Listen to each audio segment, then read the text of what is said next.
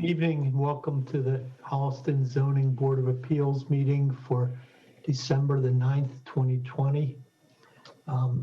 Before we start, I want to read the following statement into the record. Pursuant to the governor's order suspending certain provisions of the open meeting law, MGL Chapter 30A, paragraph 20, as well as the select board's emergency order dated March 16th, 2020. The Zoning Board of Appeals will be using remote participation for this meeting. The audio of this meeting is being recorded and will be posted on the town's webpage within 24 hours in accordance with the governor's emergency action requirement of keeping the public informed of actions during this meeting. I would ask that all participants remotely attending this meeting please state your name for identification purposes each time you speak throughout the meeting. At this time, a roll call attendance vote will be taken. The John Love, present. Jay Peabody, Present. Mark Bush, Present. Elizabeth Dembitzer. Present. Everybody's here. Fantastic. Thank you. And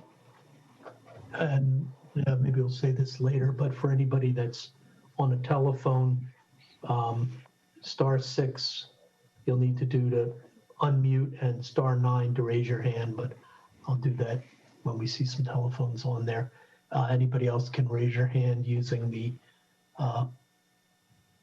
bottom of the screen. There's an icon for that. So I would, or I'm sorry, if you hit the participants thing and then the bottom of the screen, there's a raise hand button.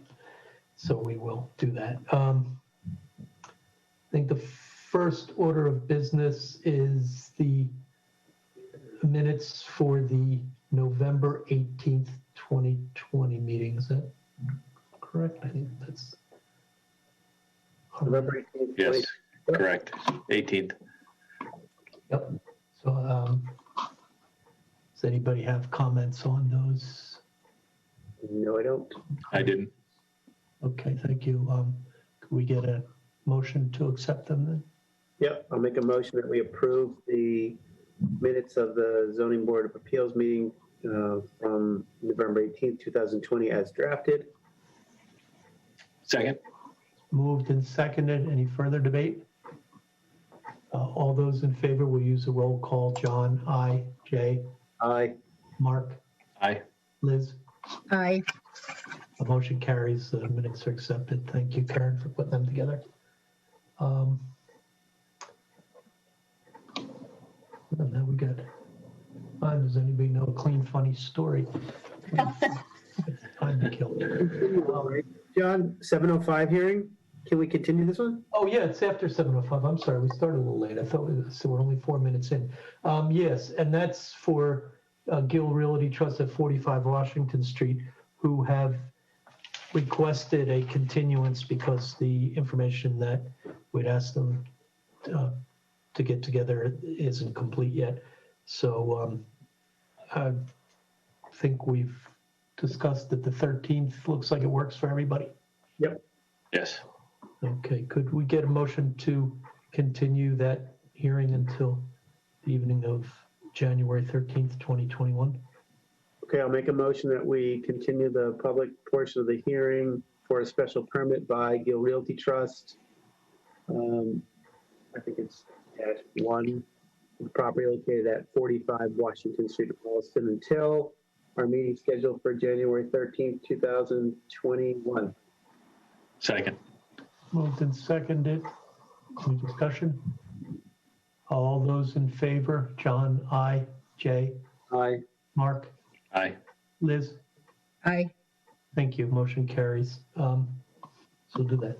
Now I can tell you a clean, funny story because we have a few minutes, too many though, until we open that. Oh, Mr. Harrison, welcome. And Hello, good evening. How are you all? good, thank you. Doing well. And you're welcome as well. Thank you. We have about 4 minutes till we can reopen your hearing. Okay. No. Well, no, So isn't it 4 minutes It's, to the Concord Street hearing? Yeah, it's I'm sorry. 5:26. It's That's what I said Sandra. to Sandra. Yeah. We'll be- Just tease me. Go ahead. It's okay. Sorry. we did learn our lesson, though. We used to sort of schedule these out by like a half an hour, enough to allow for the whole thing. And then if somebody didn't show up, whatever, we had the whole room sitting around. So now the poor people that are later in the agenda have to wait and sit around. Oh, yeah, I've been through a few of those. Yeah, it's unfortunate, but otherwise you end up with the whole meeting waiting for the people that either we got happened very quickly or they didn't show or something. Mm-hmm. I don't know what the right way to do it is. Perfect. So,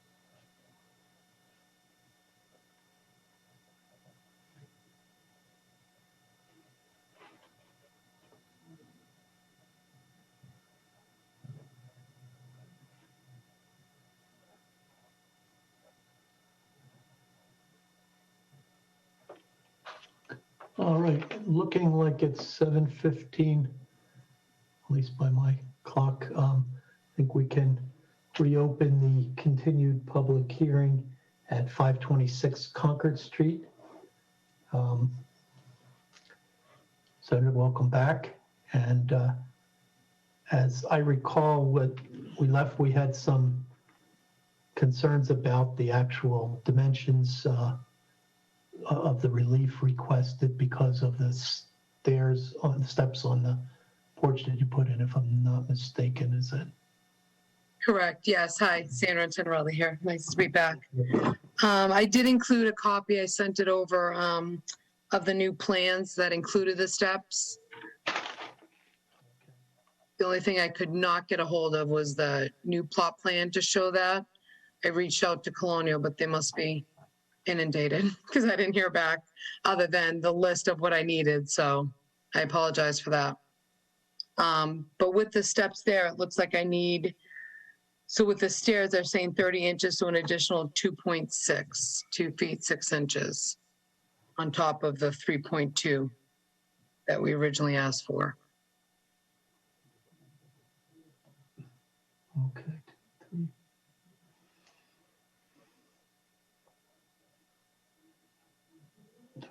5. So it'd be seeking a total 5.7 feet of relief.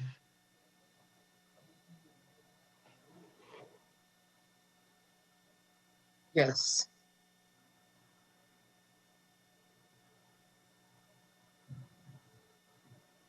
Okay. For the board members, just want to make sure, I know that was a key piece. Were there other elements that we were looking for that you recall?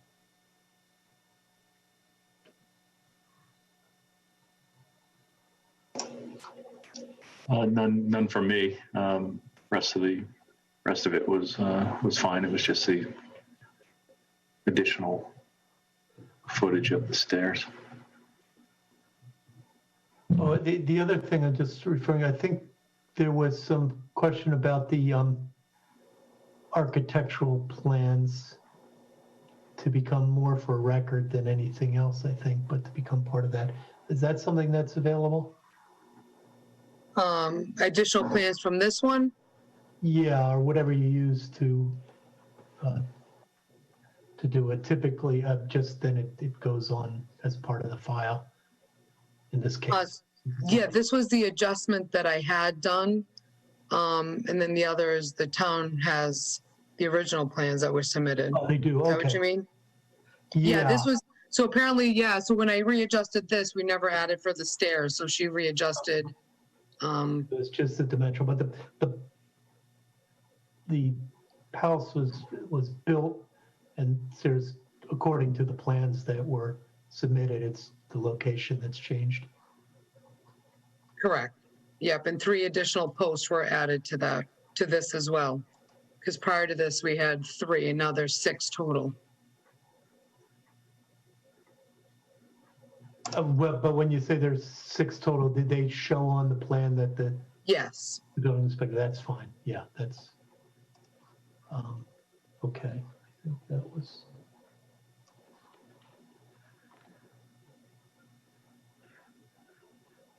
And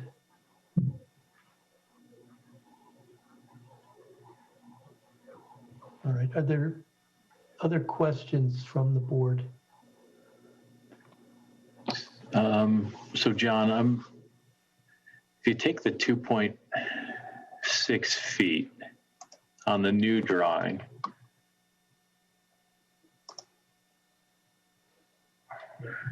and then you cross-reference that with the variance application where it says need 3.2 feet, so that's 5.8 feet total, correct? Yeah, well, yeah, except whether it's 2.5 feet or if the 2.5 is 2 feet 6 inches. Yeah. But then if you go to the 5.8 to be. if you go to the plan, and it's saying that it's the closest point on the northeast side of the porch is 36, I think 0.48. Is that what that says? I think so, 4.4, moving on. Can you blow it up a little? Yes, that's what it looks like to me. Yeah, so I don't think the 5.8 works. I think you need more than that. Well, 36 would have been 3.52, yeah, so you're right. Not 3.2, 3.52 plus 2. Oh, is it 3.52? Did I misread that? No, I read the same issue. Let's just make sure we've got it right. Yeah, I mean, by my calculation, you need 6.1 feet of relief. Mhm. So it goes at an angle. Mhm.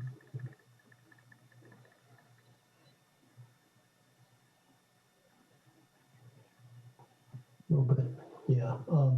Yeah, I get the same calculation as you, Mark.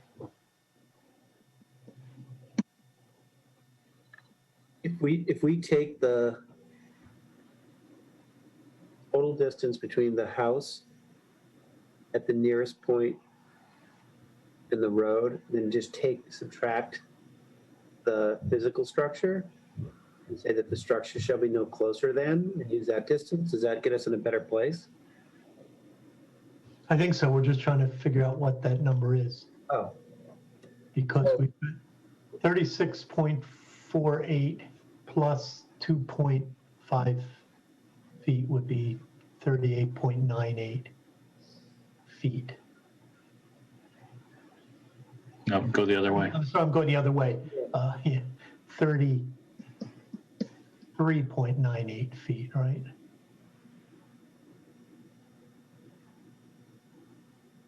Yeah, which would be 6.02 feet of a Yeah, 6.1 feet yeah. of relief. Yeah, so we get in the same place either way. Yeah. But it's just the way it's written and depicted, it would be short. So Correct. the inspector would go out there and after it was finished and say, no. We don't want that. No. Okay. And I mean, I've driven by it a dozen times since the last meeting. I hadn't noticed it before, but I've looked at it a bunch as I've driven by on Concord Street. So, at least in my estimation, it doesn't derogate at all and is a nice feature to an otherwise plain ranch style home. Thank you.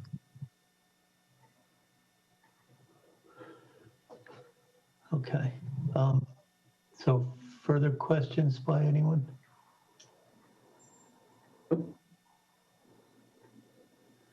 All right. Is there anyone in the audience who wishes to be heard in support of this petition? Is there anyone in the audience that wishes to be heard in opposition to this petition? Okay. Hearing none, last chance for the board. Okay, in that case, we'd entertain a motion to close the hearing. I'll make a motion that we close the public portion of the request for dimensional variance by Sandra Intinarelli, trustee of trust for the property located at 526 Concord Street. Second. Moved and seconded. Further discussion? Okay. All those in favor, we'll go through a roll call. John, aye. Jay? Aye. Mark? Aye. Liz? Aye. Motion carries. The hearing will be closed. So, Ms. Intinarelli, we'll take this into deliberation, hopefully this evening, if not at our next available time, and reach a decision. And once that's written and typed up, it will be filed with the town clerk. You'll be notified of what that is. There's a 20-day appeal period after that, during which either you or anyone else can file an appeal.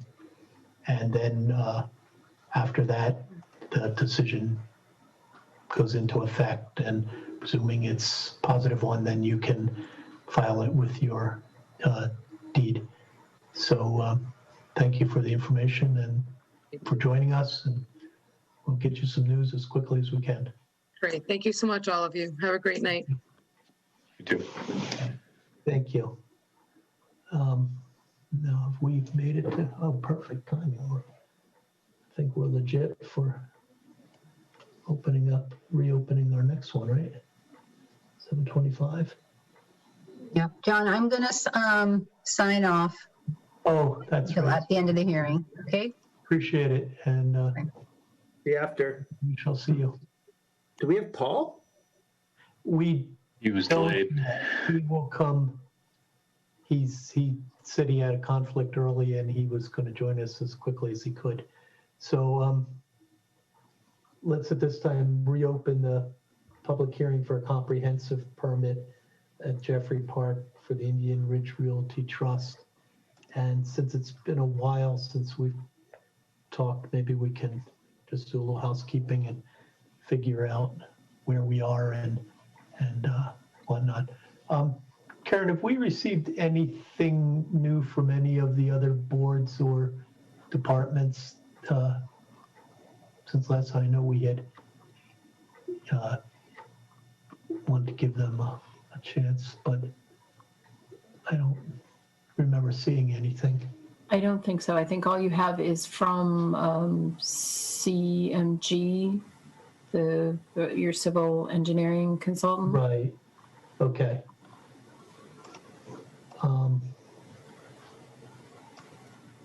All right. And let me think what else we were chasing on that. Another question is, this kind of goes back, and we've had a lot of discussion about it, on the whole traffic issue and sidewalks issue. What's the status of the Indian Ridge Road and the town? Is that hasn't yet been completed, has it? It was on the special town meeting warrant last Saturday, and it was moved again to, and I believe they're gonna proceed with eminent domain. So do you have a sense of what the timing on that is? The statute says 120 days. Okay. Because, and then one other question, I don't know why I never asked this before, but relative to, we talked about the previous developer for that road, didn't leave enough to complete that part. Do we have any kind of estimate either from the DPW or from back when that was developed of what those sidewalks would cost? I did one quickly. It's about 1,100 feet of sidewalk. It's roughly $23,000 based on the planning board's current bonding costs. I don't know what the actual cost to a developer would be. Mm-hmm. Okay. Chairman, through you, just ask a question of Karen. Just the 1,100 linear feet is running from where to where? I just used the acceptance plan for phase 1 of that subdivision, if you would. If you're phase 2, that would be phase 1. Okay. I just took that as-built plan. I don't know that that's a correct number. I just sort of eyeballed it based on what was there. Yeah, that's right. Yeah, we were doing some rough estimating too. My linear feet was a little bit less, but I wasn't sure if we're comparing apples to apples. But the cost was pretty much what we had kind of thrown out amongst ourselves. So. Okay, thank you. One good thing I noticed when I looked at that as-built plan was that it was set up to be on the same side of the road as being proposed within this subdivision as well. Okay.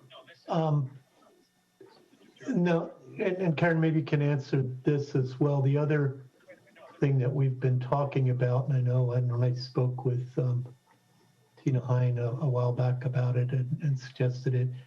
There seemed to be a question whether we could do anything until the town accepted it. But in terms of no parking on that, is there anything that the town can do prior to that, or is it not until the taking? It's not theirs to do it. Okay. But it does seem like that would happen long before any impact of this, because I think that, certainly the neighbors there have made a compelling case that contributes an awful lot to the existing problem. It's only going to exacerbate or will be exacerbated by anything that increases traffic. Okay, thank you. Appreciate that. What else we had?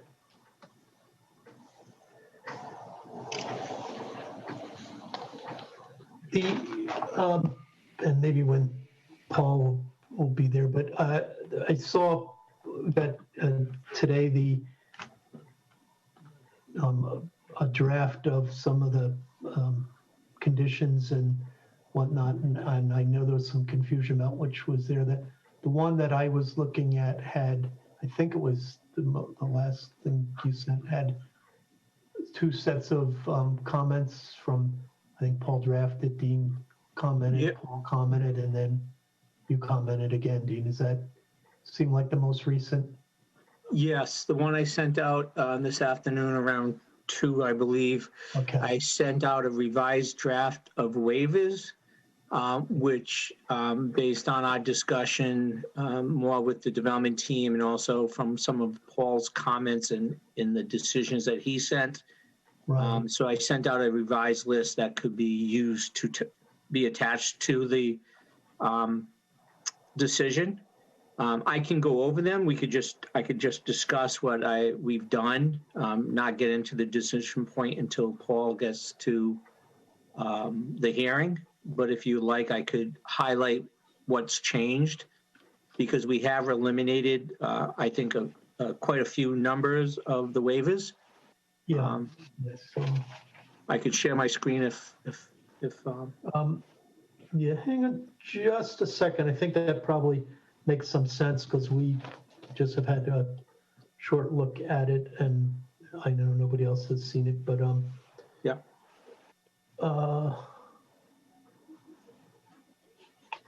Just trying to think what else we were chasing, and I want to see where we were.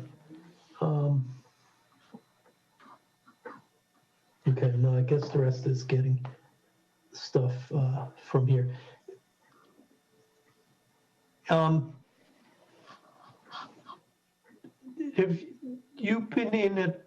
Oh, no, never mind. Confusing with another. I didn't cancel that. Okay, why don't we take a look at your list of the waivers? Yeah, let me- and yep. what-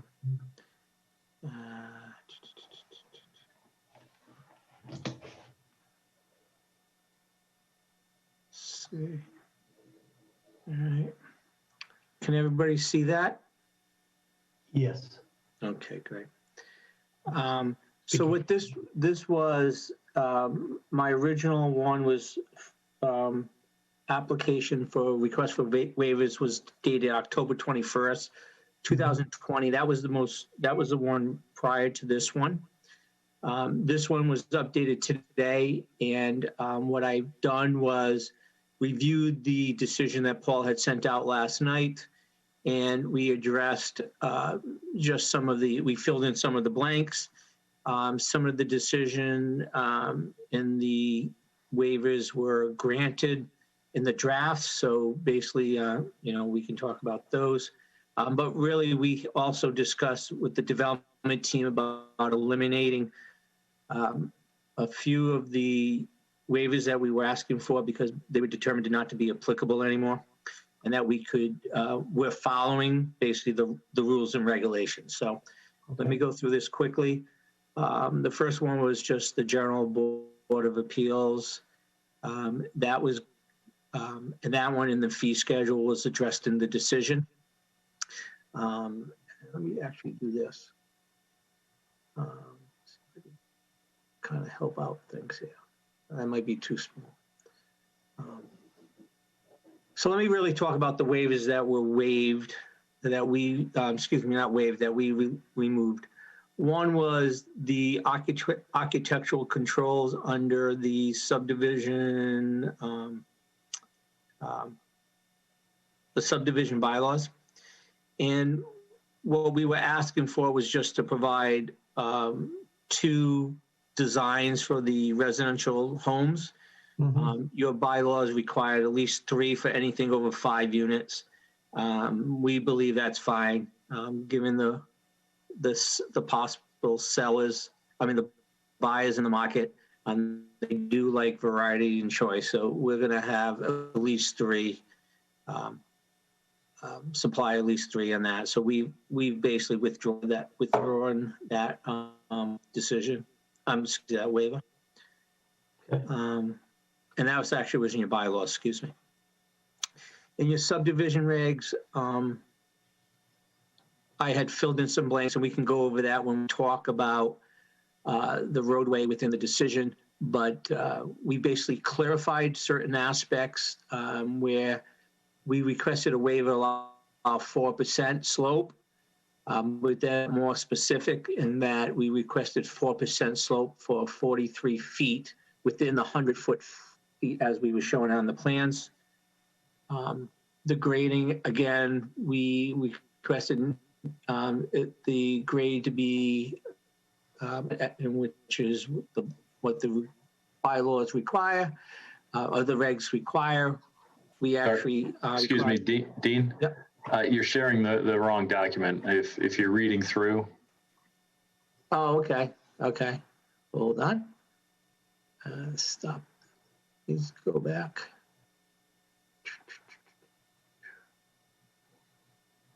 Thanks for pointing that out. Well, that's the decision. Okay.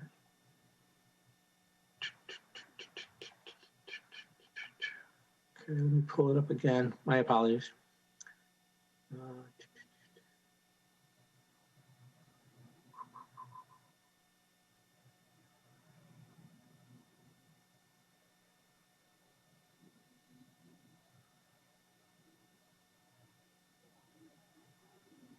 There we go. All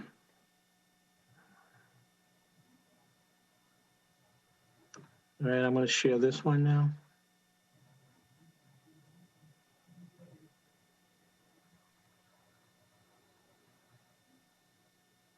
Okay, so within the subdivision regulations, we're down to Article 5 requirements. We originally asked for waivers under stormwater management.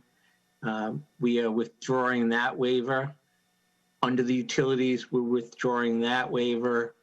Under the sidewalks, we're withdrawing that waiver. And under the monuments for the individual lots and the roadway, we withdrawn those.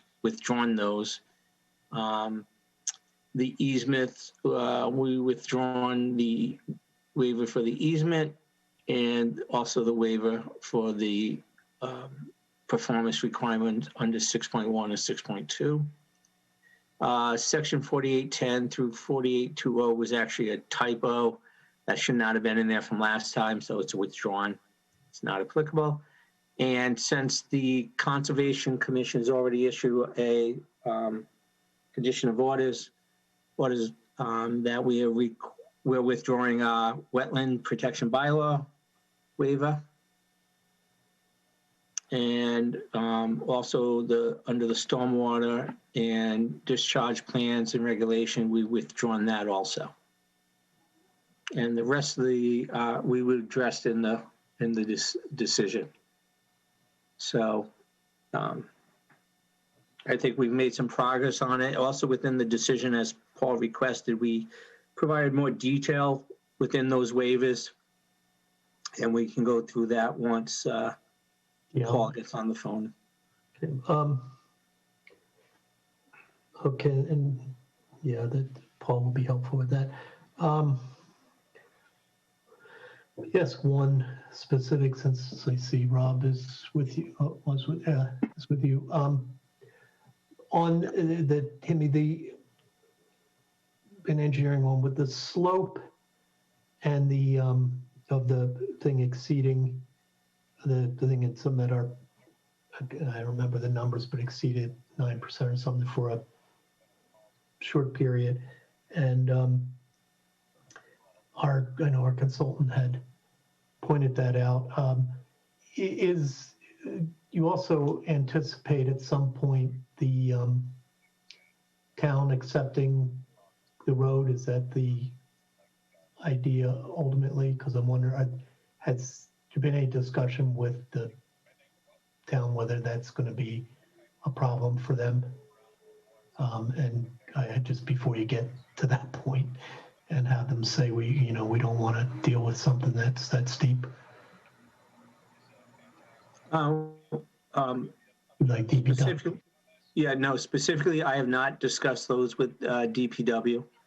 Yeah, okay. I mean, maybe Rob, you would know whether that's typically a concern that they would, but if they recommend against it at some time in the future, for that reason, I would hate to see that, because it's been called out a couple times. And we did provide, I think, both from Rob's standpoint and from our traffic engineer. Our traffic engineer did look at that and did provide a summary of those issues. And under her review, she didn't find them to be any safety concerns. Obviously, she did not address on whether the town would accept those. yeah, that's my. I mean, if they consider it, almost, I understand her argument, and it's makes sense from where I sit, but whether or not, I mean, it's always a chance that the developer takes anytime any waivers are requested.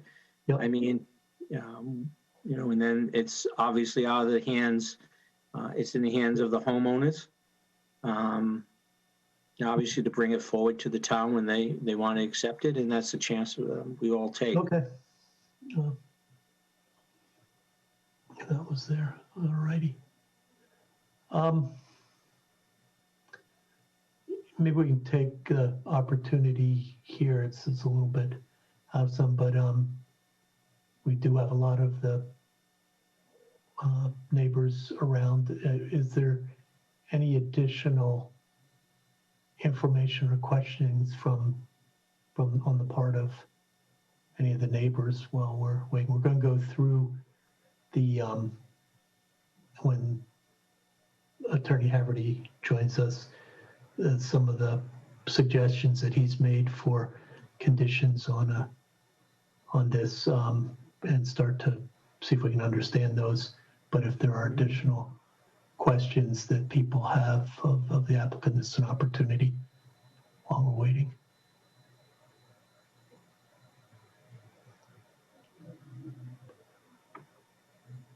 Okay. We'll also have a chance after that, but I think it makes sense to look through those to offer opinions on any of it as well.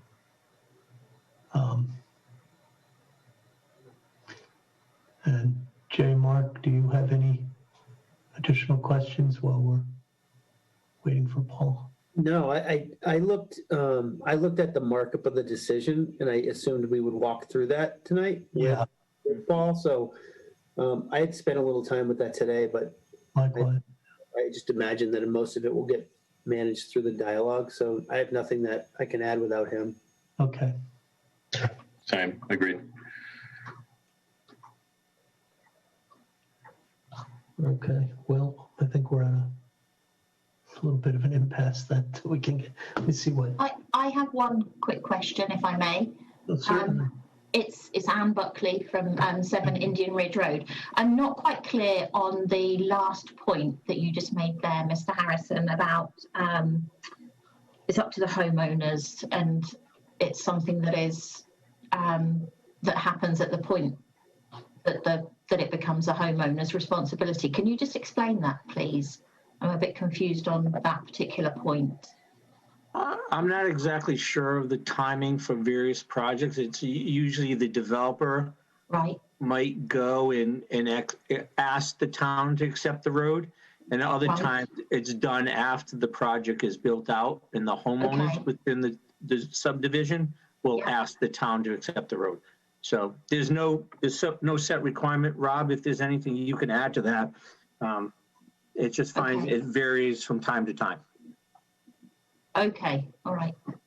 And that's something that comes to town meeting, and we, the citizens, actually decide whether to accept it or not. But my concern is typically that's going to come with a recommendation from the people like the DPW who are going to be responsible for it. So there's typically a lot of concern that it be built to specification. Yeah, so I mean, that's the reference point that I have, which is the, Right. I've mentioned before, the properties over by Mohawk and Old Cart Path.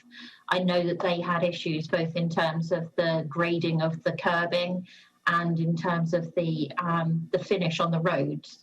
I thought that they were issues that were preventing the town from accepting it. Is that not right, Karen? It can be that or for any reason, but yeah, and as Mr. Harrison pointed out, that's a risk that the developer takes with any waiver. You know, if it's built entirely to spec, the town is typically not going to fight it. But if it's deviates, then it's a question of how far you're willing to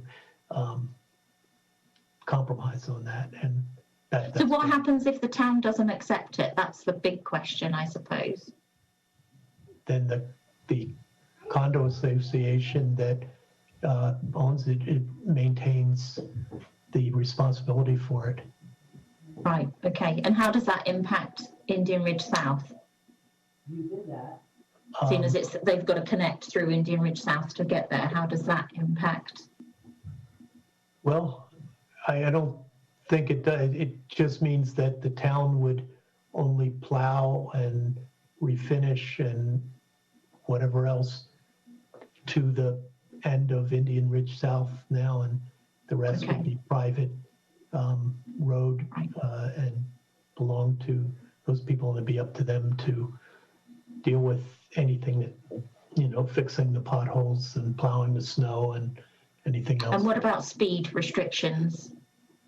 I don't know about that. Because that would be a concern. Like if there were, if that's not a town road and not subject to the same rules and regulations that the other roads are, then that would be a concern from the neighbours, most definitely. Right. Although technically, I presume that the speed limit, the minute you got to Indian Ridge Road South, the speed limit would become what the town. That's where the town's jurisdiction starts. So if it were 60 miles an hour up on the hill, they'd have to get down to 30 or 20, whatever the speed limit is, the minute they hit the cul-de-sac there. Yeah, that would still be concerning to me. Oh, I know. Yeah, likewise. That would not be acceptable. That would need to be addressed. Well, yeah. Mr. Chairman, may I add that, you know, within the decision itself, there are, there was traffic mitigation, speed limit signs and such imposed. So whether or not the folks on Indian Ridge South had concerns with speeding within the development, obviously the folks within the development most likely would have concerns. And they would also, they have just as much rights as anybody on Indian Ridge South to control the speed limits. Yeah, so we could set anything there. Judy Douglas had your hand raised. Thank you. Yours?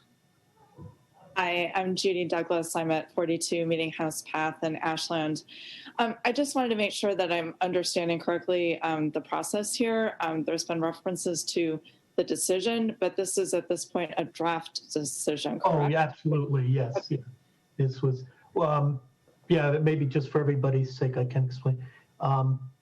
Attorney Haverty, who represents the town and the board in this, has drafted. There's a lot of organizing and taking the things we put in and putting that together as a place to take the discussion from. We've talked about a lot of the topics. We've taken in all the information, but this is the first take at organizing this and getting specific as this. So yes, it's absolutely, as we've seen it for the first time just now. So that's what we're going to go through and ask it. It's far from complete at this point, but it certainly has identified most of what needs to be addressed, and hopefully we'll find out anything that's lacking as well.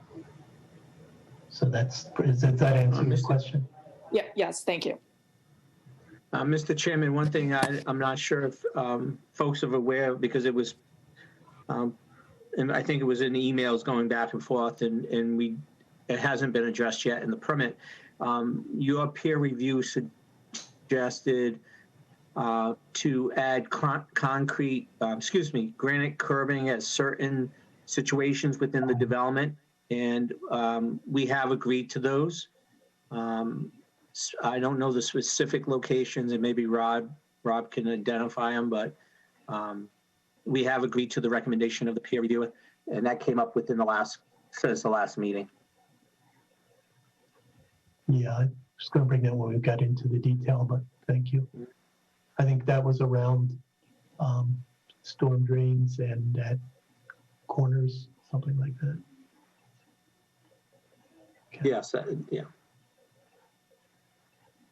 Yeah.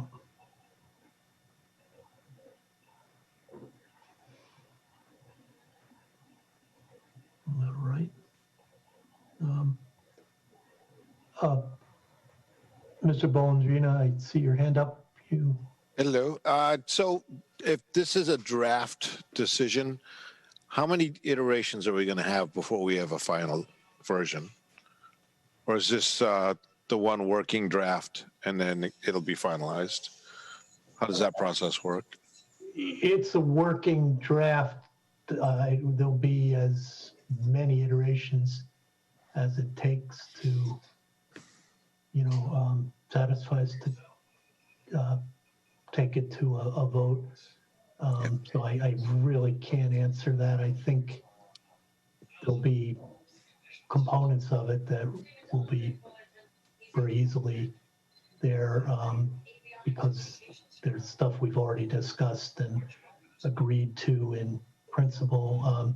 Some of the details will take some back and forth probably, but I think we've also had a pretty good working relationship with this, so we've been able to get to some agreement relatively quickly. But of course, it's the harder issues. The easy issues always go quickly and easily. It's the harder ones that may take more. So I can't answer on how many, but as many as it takes. Yeah. So, well, let me rephrase the question then. And I know it's difficult because things are different this year, but given a project of this size and complexity, are we about halfway through? Are we a third of the way through? Or is that still difficult to tell? I would suspect we're much further than that because we've taken most, a lot of the hard part is getting the information, which I think for the most part we've got. So I would say we're hopefully further than that through on getting through there. We still, as I said, need to reach accommodation or not reach it on some of probably the dicier issues, the ones that we've been talking about here. So, but I think now we're at that stage where it's been narrowed to a limited number of points of discussion. Yep. Now, is that just for information that's within the purview of the ZBA, or are we taking a more expansive view? Yes, except that if you recall, this is a comprehensive permit, so we represent most of the other town boards and departments. So the comprehensive permit, if it's issued, really is most everything. There's they still need to get building permits, and the Conservation Commission's already issued an order of conditions, and there's some state requirements, but this is most of it. So this is where we really want to hear about the issues.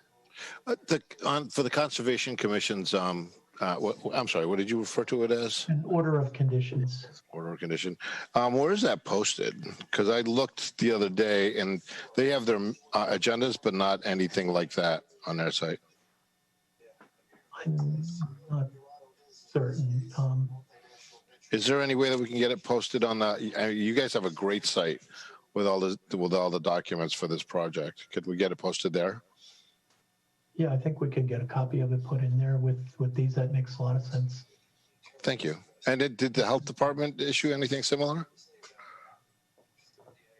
No, I don't know that they have anything that they'd apply for, because you go for Title V, but that's through the state, right? So, yeah, I Yeah. don't think there's anything coming. Mr. up. Harrison, are you aware of anything that the health department did, or are you just aware it's just the Conservation Commission?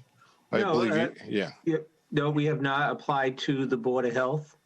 We will do that after the decision is rendered. We did go to Concom during this process. Normally, most people do not do that, but we have chosen to do the Concom, so we conclude that.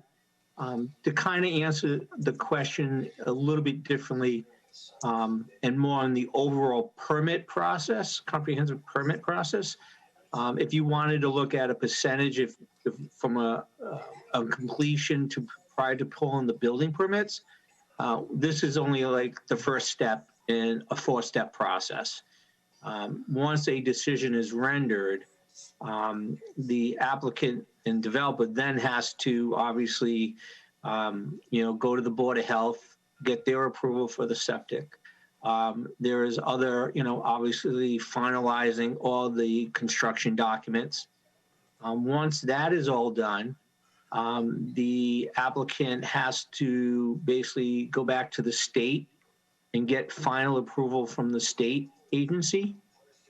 And with that, they also apply back to the town, or submit back to the town the final approved plans for review by the town, the final approval by the state, and then the zoning board will confirm that we've met all the conditions that are in the decision.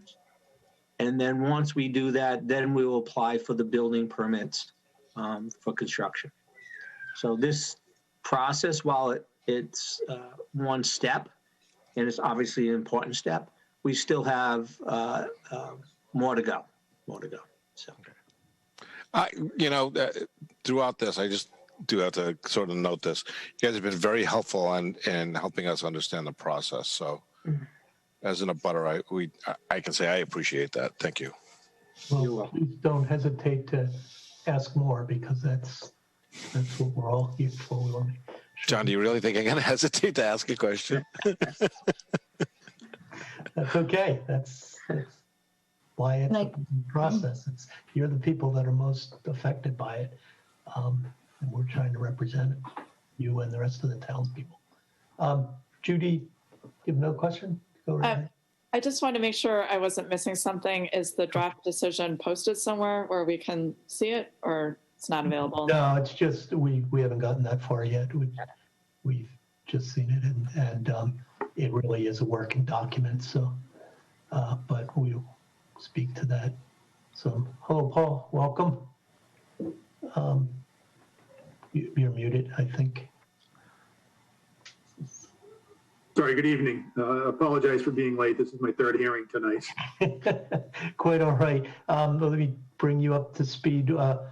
We had our other hearings. One of them got continued, so we ended up going more quickly than you had probably anticipated. But we went through with Mr. Harrison the waivers that we asked a few questions on some administrative stuff on where we were with things, and a couple questions, and then went through the list of the waivers that they have withdrawn based on discussions today, or your advice that they didn't need them.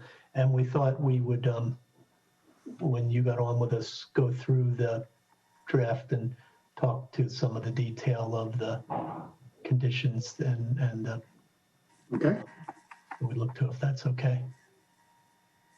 great. Okay.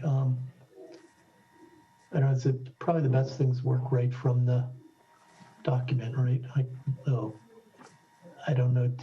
Chris, do you have that, or? I can share it if need to. Okay, if you can, mine's on a different computer. I All right, let's see if, realized I can't pull it up without some work. I can either do the Word or the PDF. Does anybody have a preference? Nope, okay. Yeah, All right, I'm going to share it now. Is there going to be any expectation or making changes to the document during this call? Because then you do want to open up the Word. If we're not going to make any changes, then PDF is fine. yeah, I think we will make note, and we're not trying to walk away with a finished product here tonight. Yeah. Mr. Chairman, I will be making changes to my draft as we go through. Yeah, so I would leave that to the professionals. Paul, just lead me through and let me know where you want to go and start. I would defer to the chairman as to what he wants to cover. I think let's move down to the conditional details. I think the history is a necessary piece of it, but Okay. I think there's a lot of questions there.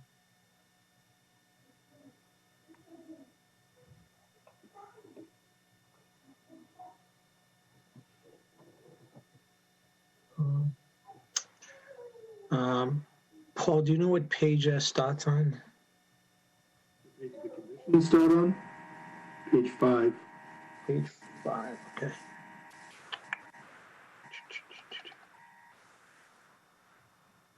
Okay.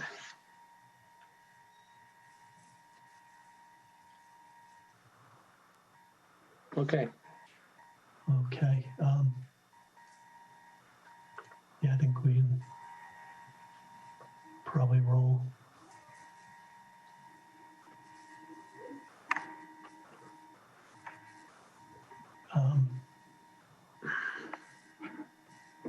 Yeah, I think why don't we get some of these first ones I recall are pretty boilerplate as well. Yeah.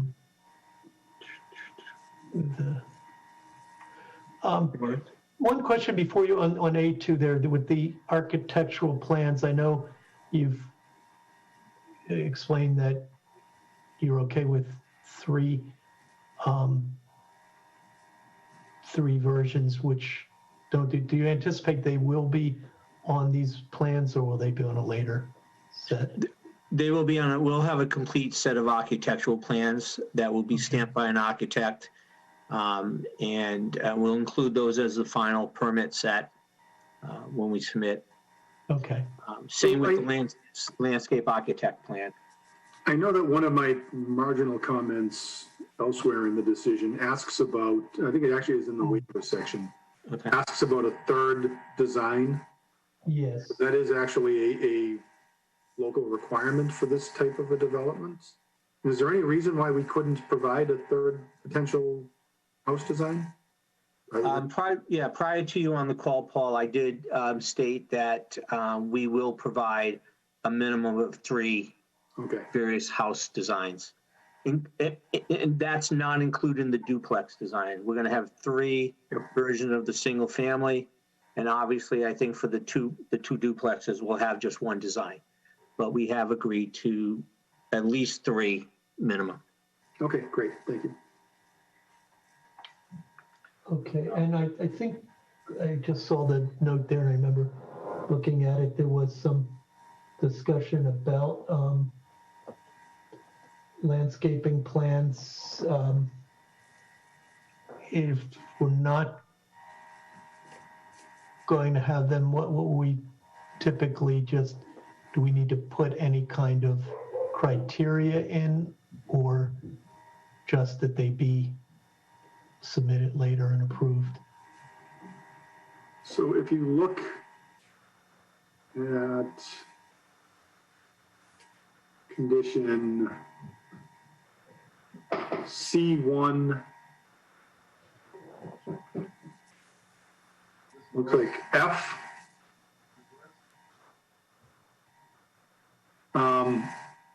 There are a number of provisions with regards to what needs to be included in final landscaping plans.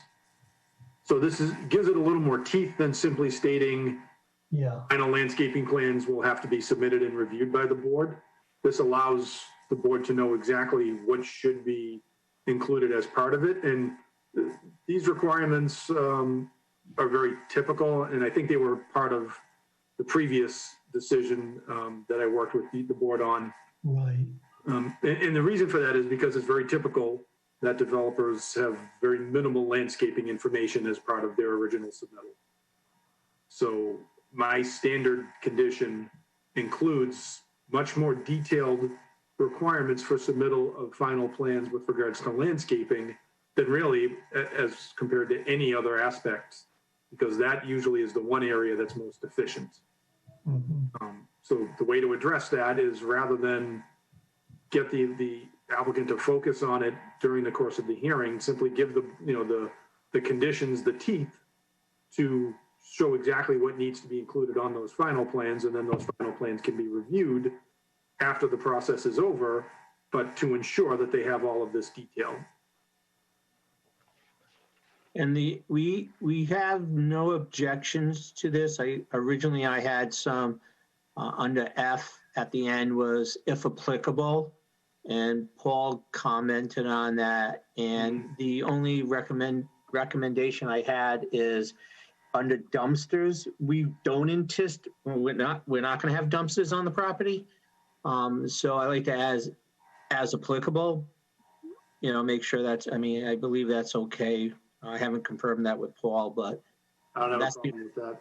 yeah, that's the only one I know we won't have. So the rest of it, we're fine with this as a condition. Okay, thank you.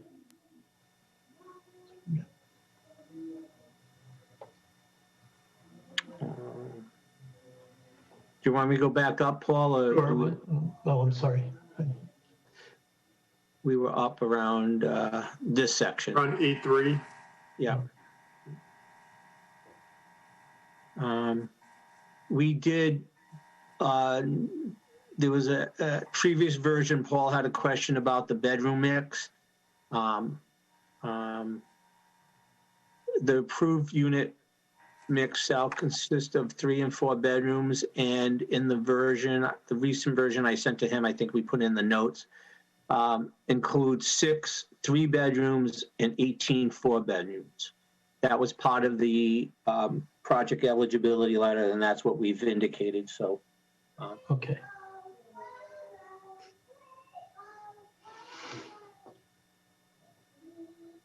and we've had there's been no, we're fine with all the other changes that Paul has up to this spot, and I'll point out anything that, if we come across something that we did not or had a question on. So I've got a marginal notation on 8.13. Yep. And that's really just to direct the board's attention to the subdivision waiver requests, because this is going to be adopted as a public way, presumptively at some point. The board wants to carefully review the waiver requests and make sure that there isn't anything in there that would give pause to the town to accept this as a public way. So if they were, reducing the pavement width or depth, anything that. Right. Yeah, we had some discussion about the grade for that. I had the same concern as you did, that if that's going to be. Because the town's going to have to maintain these roads if they're Right. accepted. And so they're not going to recommend accepting them if they're not acceptable. Yeah. So, And to be clear, we're really asking for 3 of 4, I would say 4 roadway exception waivers. One is has to do with the slope, and those 2 other ones that we'll get in later on in the decision. And the only other one was doing the Cape Cod berm, and we've actually narrowed that down to include, as we spoke earlier, the recommendation of the peer reviewer to install granite curbing in certain situations. So So those are the 4 items. There was no other relief from that we're requesting regarding the roadway. It's going to be constructed and with base construction materials, all as required under subdivision. So the 4 items that won't comply with the subdivision regs, as I stated, is the slope, and the 2 related with that, the center line, I forgot the other one, and also the Cape Cod berm in the locations identified on the plan. Okay. Paul, I have a question too. This is not directly here, but you just mentioned the condo regulations. We talked about either that could be that a draft version was submitted, which they didn't anticipate doing, or we'd have to put conditions in regarding things that needed to be part of that. I didn't see that, but I will admit that I didn't spend as much time as I would have liked with this. Do we still have to create that? So the condo association documents you're referring to as applicable to the duplexes? Or are you looking for something that really covers the maintenance of all the infrastructure? Yeah. Remember Until and if it's got accepted by the town. pumping station and the shared leaching field and treatment station, all of that stuff, and the roads prior to any acceptance by the town. So those are going to have to be covered by a homeowners association rather than a condominium association. Okay, yeah, that's what I meant. I'm sorry, a homeowner association. But I think we talked about either having some version of draft of that here, or putting in conditions of things that needed to be included in them as part of this permit, didn't we? Isn't that, I thought we'd done that in the past. I'll take a look at that, Mr. Chairman. Okay. There should be a section in here that talks about those documents. Yeah. Find them and make sure. So we want to make sure they address septic, stormwater, roadway. Right. All the things that they're created for in the first place. But some of that, will be the requirements of the homeowners association in perpetuity. Some of it will transfer to the town if and when the roadway is accepted as a public way. Oh, yes. Paul, you do have a number of sites to the association documents, the master deed, the trust, the rules and regs, and then the homeowners. And you do relate, I think we might get to, I think it's in D somewhere. I'm looking at it, but I'm looking at half a screen. It has access, snow, trash. The only element that wasn't covered was maybe septic. Okay. Well, but and I didn't consider this before, and I should have. We are also going to need condominium documents because you're going to have duplex units. So those will be covered by their own condominium associations. Okay. Okay. Thank you. Sorry to get out of order there. I think, Paul, you actually did cover it because it says association or condominium. I don't, maybe it's as applicable, but it's pretty darn close. So it might just be a little bit of wordsmithing, but it's all right. Yeah, I'll double check it. Both concepts are there. Okay, good. I'm just going through the affordability. This is all straightforward, and we have no objections to any of these things. Could I ask on the last B one with the limit on the number of affordable units reserved for present residents, et cetera? Is that right out of the law? I'm just... Yeah, that's actually federal law. It's a fair housing issue.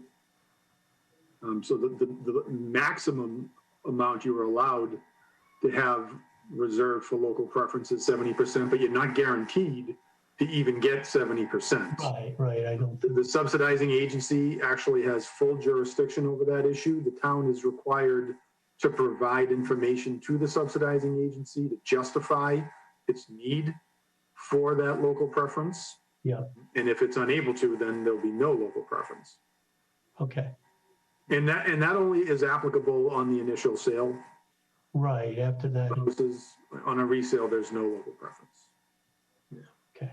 Paul, could I just, on the last sentence there, within 3 months of the final issuance of the comprehensive permit.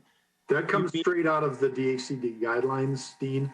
I don't know how closely that the subsidizing agencies, track this and whether or not they're not amenable to getting that information at a later date. I just like to include it so that the board is aware of the obligation to provide that information. Mm-hmm. But you're just talking about this decision. You're not talking about their final approval. I'm talking about it's within 3 months of the issuance of the final decision. Yeah. Okay. No, that's clear because it is required to be submitted with final approval to Mass Housing for their final approval. And they want to see that in our affordable housing marketing plan that we would have to submit to them. And also, obviously, we will submit that to the town. And we would work with the town on this issue, on this point here. Realistically, it's very unusual for an applicant to submit their final approval application to the subsidizing agency within 3 months of the issuance of the decision. It usually takes longer than that. There's generally a lag. I've never heard of any subsidizing agency stating we're not going to accept information with regards to local preference, even if it's 6 months, 9 months, a year later when the developer finally files their final approval application. But I just want to make sure the language is in there to make the board aware that technically it's required to be submitted within 3 months of the issuance of the permit. Yeah. Typically, who in the town determines that? Is that the selectman or? My experience is if you have a housing production plan, that if you submit a housing production plan, and if it's already certified by the state, that will suffice to show that you have the need. If you have a housing authority and it has waiting list, a waiting list, that's very, very good evidence to submit. Okay. John, just for clarity, I've just generally done this as part of my function. Oh, awesome. Especially for the I just know I've never been involved with it, which is fun. I'm just curious who does that. Yeah. Yeah. Thanks, Karen. So I'm going down.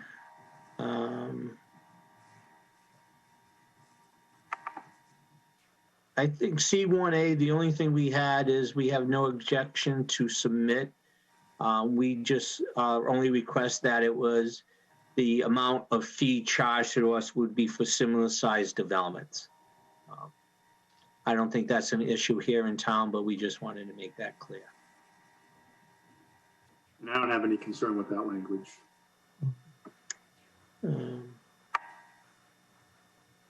The rest of this all looks fine to us.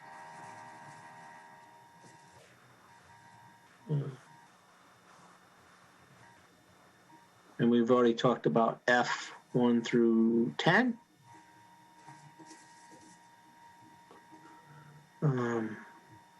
This is all C2 is pretty standard for us. So we have no comments or questions. Administration. So let me know if you want me to slow down at any of these. No, I'm okay. I guess I would, I'm just trying to, if people in the audience have questions, why don't we stop at the end of each section?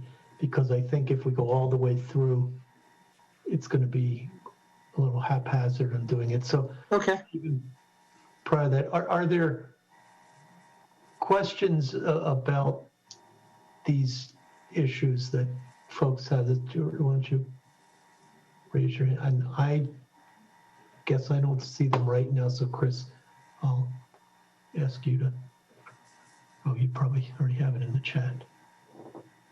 And if I can clarify the purpose of this section, because this is a comprehensive permit application under Chapter 40B, the applicant is only required to submit preliminary plans to the board. They don't have to submit final design plans at this stage of the process, but they are required to submit them eventually. So what this section of the decision does is list exactly what the applicant has to submit as part of their final plans in order to ensure that the board has a complete and full set of plans in order to allow them to move forward to construction.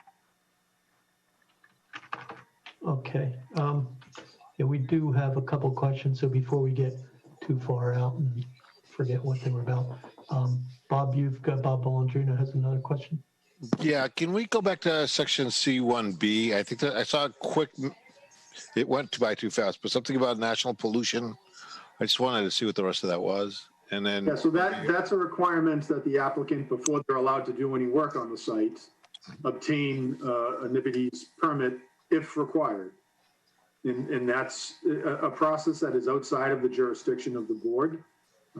Including this as a condition is really just a way to highlight, that it's potential, and I think in this instance probably likely, that this is something that is going to need to be done before building permits can be issued. So it's really to help guide the construction process. But ultimately, whether or not they submit to NIPD's is a federal requirement.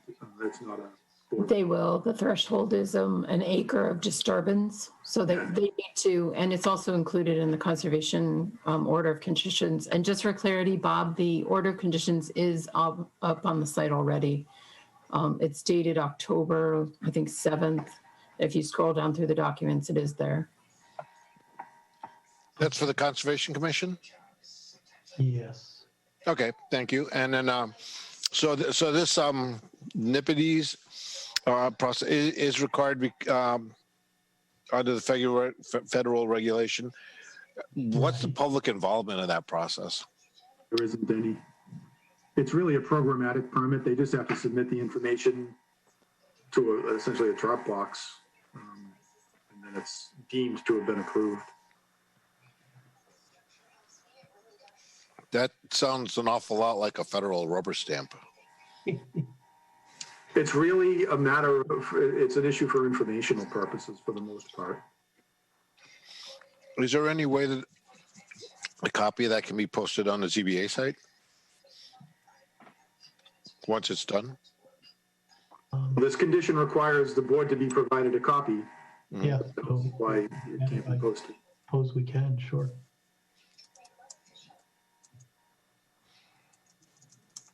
The NPDES really is nothing specific to this kind of thing. It happens with almost any kind of large project that disturbs.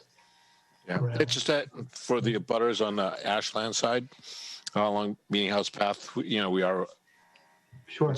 This is our particular area of concern. I know on the Indian Ridge South side, the traffic is a principal concern. This is our topic. Okay, thank you. Okay. And I think Pam had a question. Pam and John Poor, question. Hi, yes, this is Pam and John Poor, 50 Indian Ridge Road South.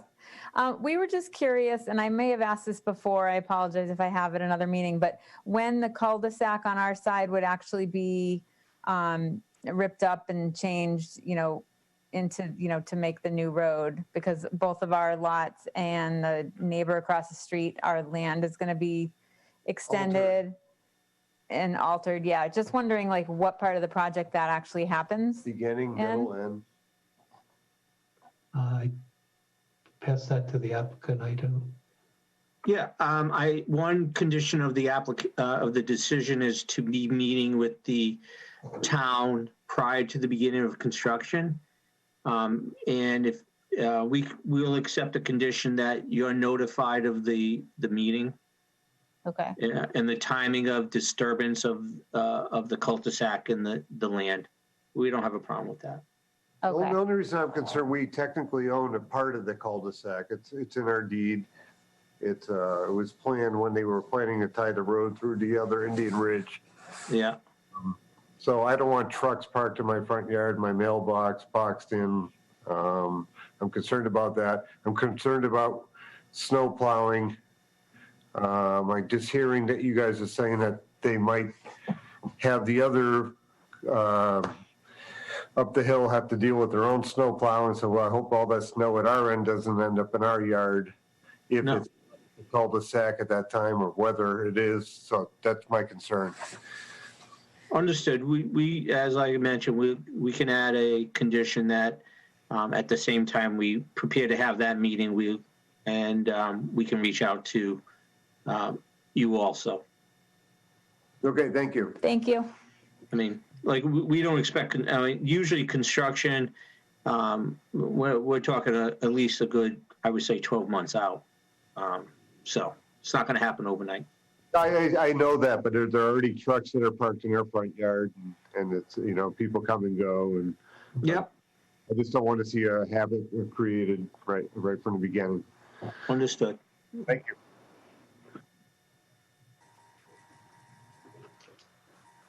Yeah, maybe that may be a specific construction question that there's no parking on Indian Ridge Road South during construction period or something like that. Good thought. I think this is I think E here talks about some of the meeting with the building commissioner.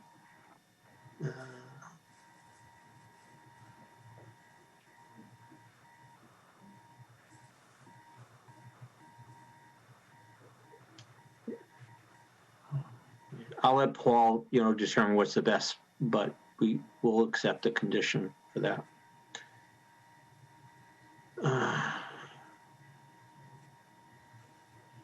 Okay, so I think that got us through B's and the C's. Yeah, we went through C2. So I'll go start here. Okay.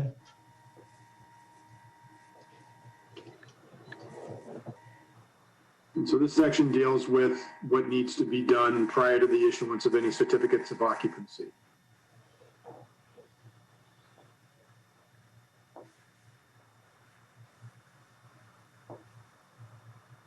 So if you look at D2C, that talks about homeowners association rules and regulations, condominium association master deed.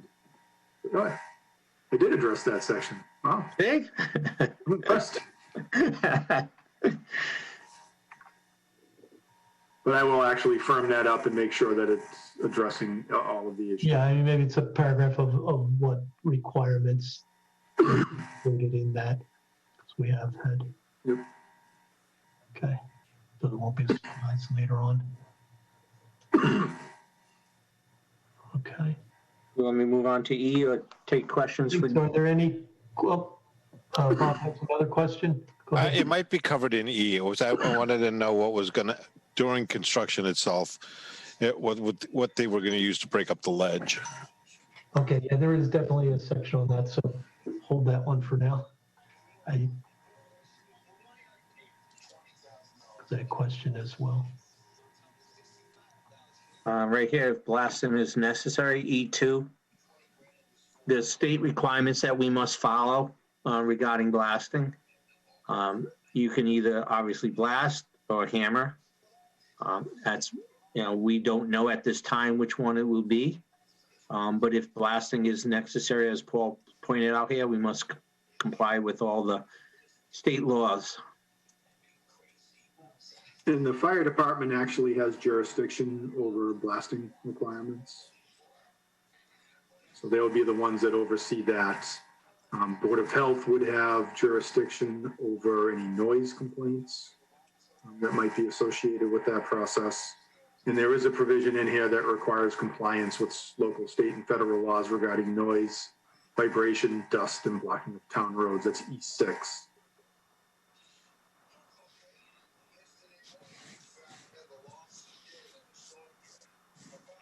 The only thing on E3, I had a comment, just that any of the board members can, observe the construction. We just had you provide notice and do it during regular construction hours. That's reasonable. Yeah. E6, I think Paul mentioned about how we must comply with all state, federal laws, local, state regarding noise, vibration, dust, blocking of town roads, etc.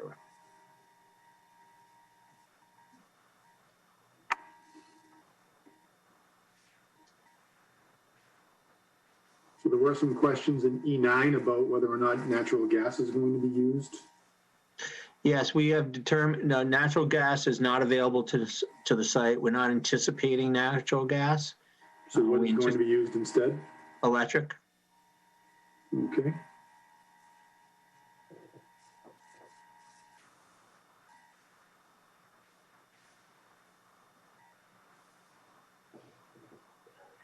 So we'll revise that.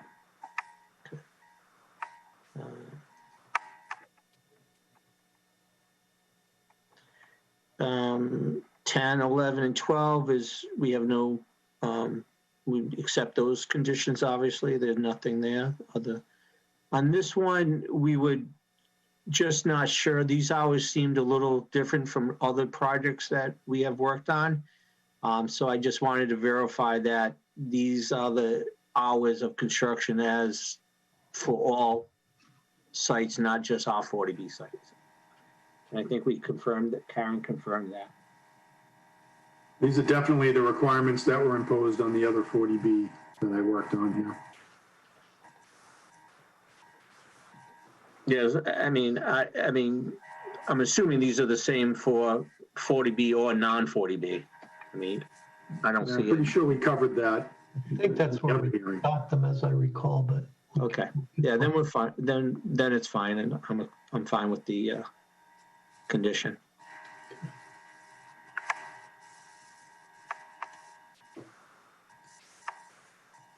I think on E14, we were unclear whether or not trash pickup will be done on a private road until the road is accepted.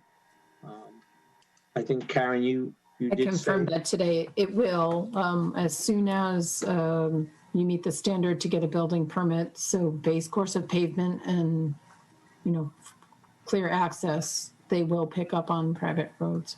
Okay. So I'll eliminate that sentence.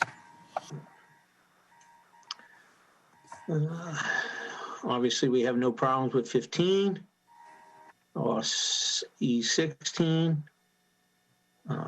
17, 18. With regard in snow, obviously, we have no objections to that. E19 has to do with, once again, noise and such. We don't have any objections to that. No objections to E20, E21, E22. E23 is all acceptable.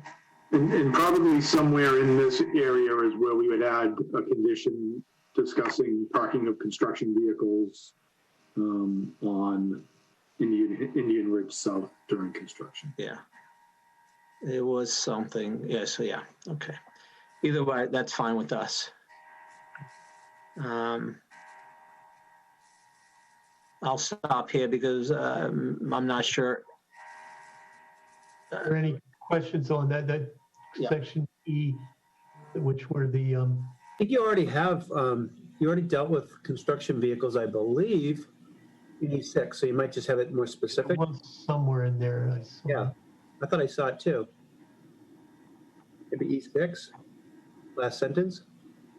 E6, okay. I think it says, the applicant shall keep all portions of any public way used as access/egress to the project free of soil, mud, or debris deposited to use by construction vehicles associated with. Oh, I'm sorry, that was just, Yes, but not. Yeah, but it doesn't prohibit the parking on. here we go. There's a queuing provision in E13. Applicants shall take measures to prevent construction vehicle queuing at site entrance and adjacent public ways before 7 a.m. So maybe that's where you add it. So I think a separate condition addressing Yeah. parking on Indian Ridge South would be appropriate. Yeah, I agree. Yep, that's acceptable, wherever you see fit, Paul. I'll start back at F. Okay, were there any other questions from anybody on E, the construction requirements that,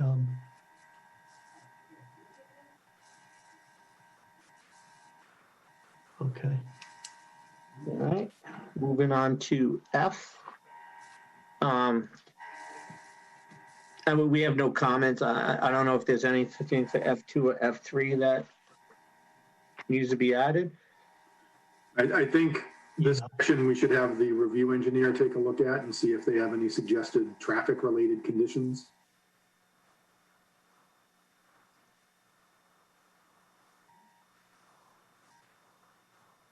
And I think here this is where we've had a lot of discussion, so we need to look to make sure we've addressed all of the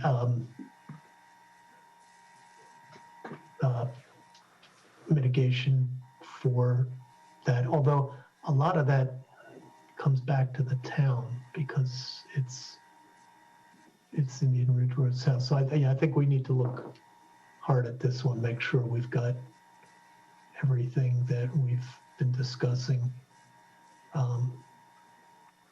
addressed here. We've got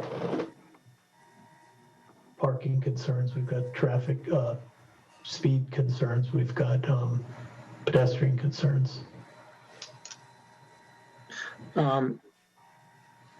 Well, we've heard all the concerns raised by the residents of Indian Ridge South. And while we are not dismissing any of those by any means, we do feel those are existing conditions. And while the abutters might believe that we will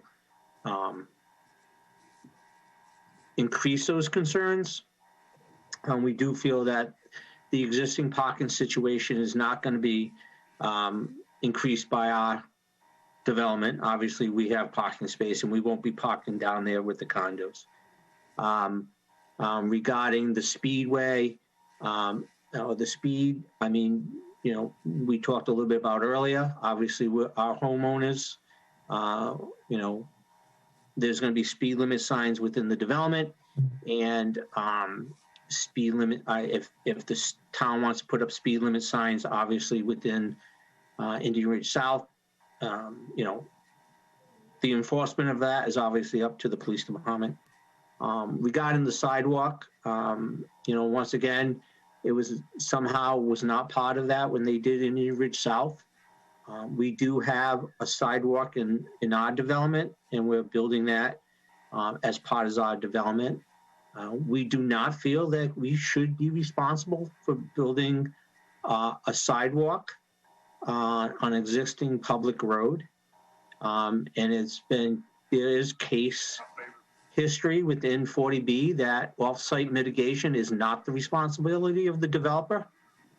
That being said, as I mentioned before, we are willing to provide a contribution of $15,000, which would be based on, at the time each unit is sold, each market unit sold, we would do a proration of that $15,000 to the town.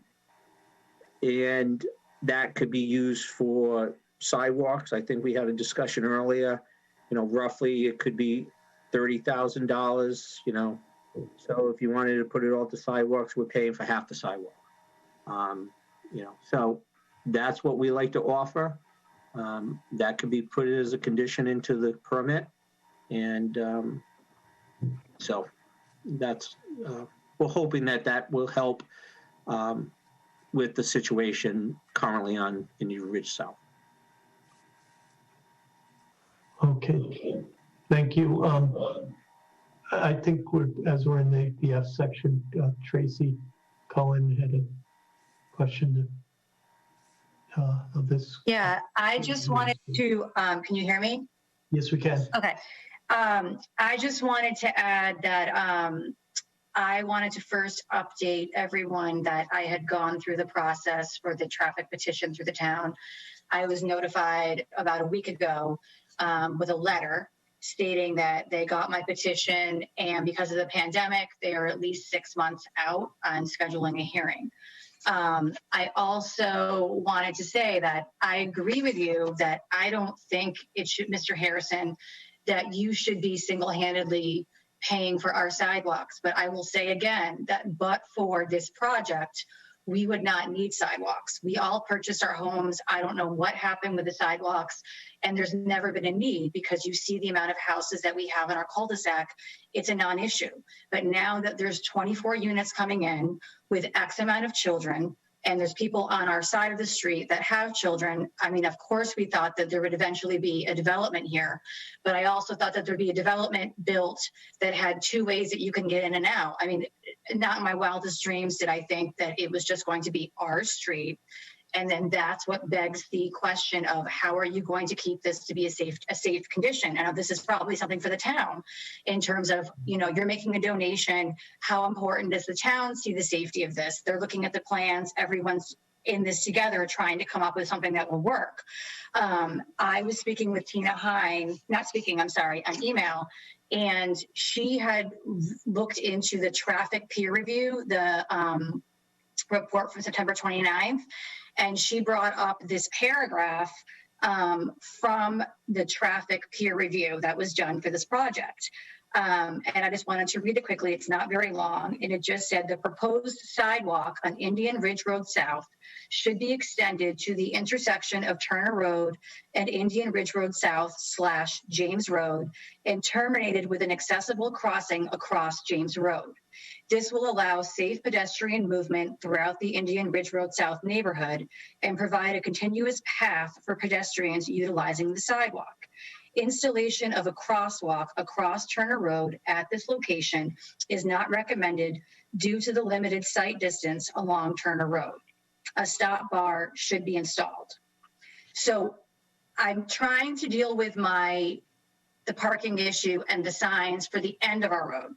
This past weekend, I'm standing in the cul-de-sac with my neighbors, and one of my neighbors is actually explaining to me, like, I wasn't aware that the lawns of the 2 end houses is going to be going right up to where the street is. So, like, again, I beg you, where is the traffic, the foot traffic supposed to go? The kids in that area that walk to the bus stop that is all the way down at the end of our street. Like, how is this even practical? I feel like I'm the only person that is just has a vision of what is the safety plan. So I just can't understand it. Now, again, if we're talking 4 or 6 units, it's not going to be a lot of foot traffic, not going to be a lot of people. But what if these are all families with like 2 to 4 kids, dogs, bikers? Like I just see like mass chaos going on in this area. And then at this point, everybody's all like done talking about this project, but us that are kind of stuck here watching it all. There's a complete streets policy that the town passed in January 27th unanimously. And my question to the town is, how are you guys going to look at that policy and apply it to what's proposed here on our street with this project? Again, Mr. Harrison, I don't think it's totally on you. I do still resent the fact that you made the comment last time saying it's on the abutters. I mean, again, but for this project, we would not even be talking today about sidewalks. We've been operating just fine. Across the street from me, there's an ambulance that comes and goes. Like, I just don't know if the paper really shows what's going on in this street right now, and then what you're proposing to bring in. May I respond, Mr. Chairman? Yes. I understand, and I wasn't saying that it's only the issue of the abutters. We are, that's why we're making a contribution.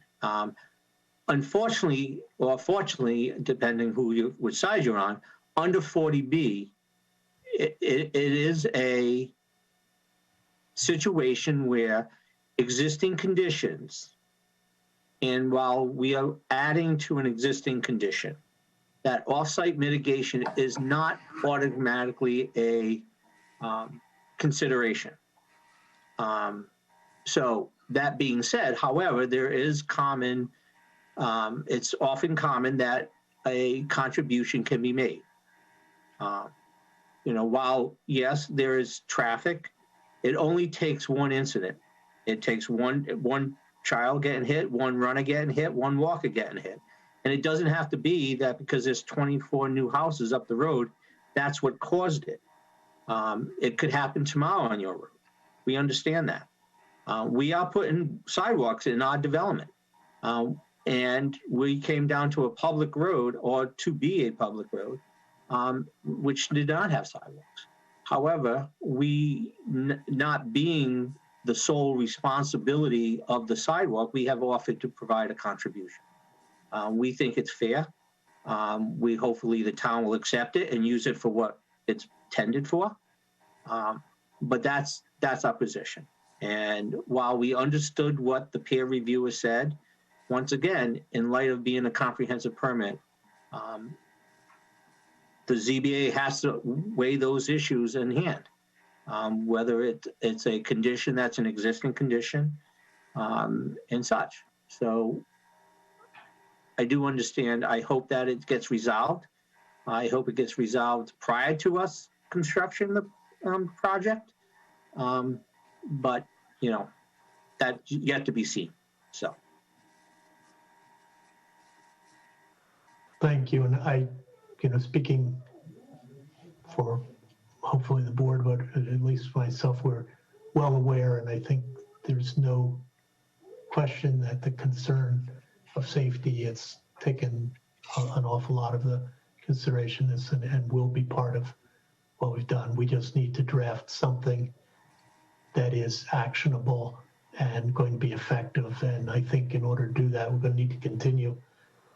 We, the board, you, the neighbors, to put some pressure on to the rest of the town government, because they are the ones that actually have the ability to do that. Even if the applicant were to provide all of the money, he isn't in a position to actually create sidewalks. That's up to the town. And so I think the fact that you have Tina's ear and I have Tina's ear has been effective, that at least in raising this issue, I'd suggest that we need to keep at it. And it's probably not going to be a one-shot deal.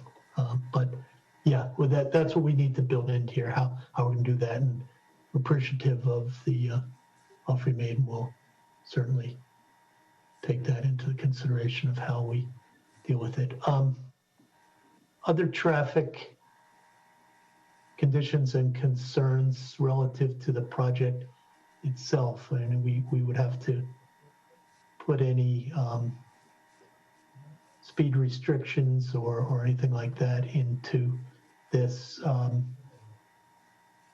I guess anything else relative to the peer review comments, although most of those, as I recall, primarily had to do with the exceptions to the guidelines on those couple places where the grade is steeper.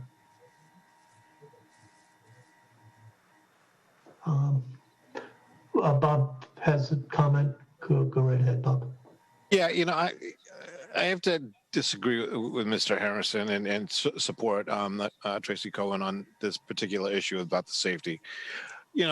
I understand, Mr. Harrison, or I'm assuming that you're talking about the possibilities when you're talking about existing conditions, and the possibility exists, yes. But I think what we need to also consider is that the probability of an accident occurring increases because of this project.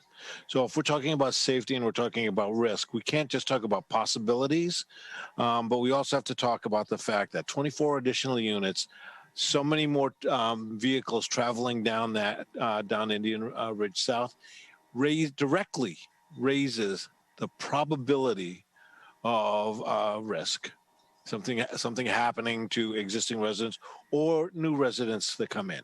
I think it's a little disingenuous to say existing condition when the probability of risk increases significantly. I'm not sure how many units are on Indian Ridge South now, but believe it's significantly less than 24. So you're increasing the probability of something risky happening by several times the existing condition. So it's not really an existing condition. It's an increased risk condition because the probability increases as the number of units who will be using that road and the number of drivers using that road increases. That's all I have to say on that, but it's not, it's just, I just disagree with the idea that it's an existing condition. The possibilities exist, and you can draw that the argument that it's existing, but the probabilities are directly impacted and increase significantly because of this project. And that's, you talk to anybody in the insurance industry, and they'll recognize that is a factor when they're pricing insurance policies, and it's a concrete factor should be considered here when we look at this project, and whatever conditions do we need to be done, and whether that some of that clearly some of that responsibility falls on the town.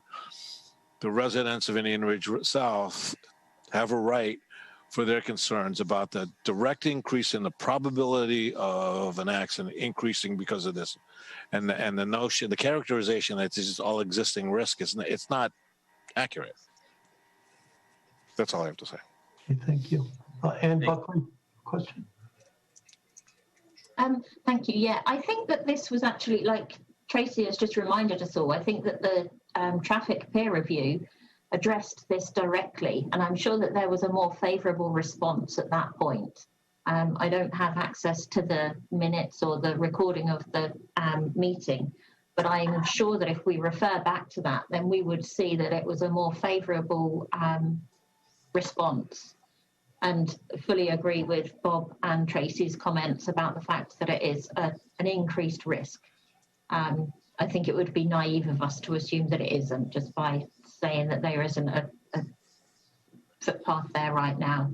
It's completely different circumstances. Okay, thank you.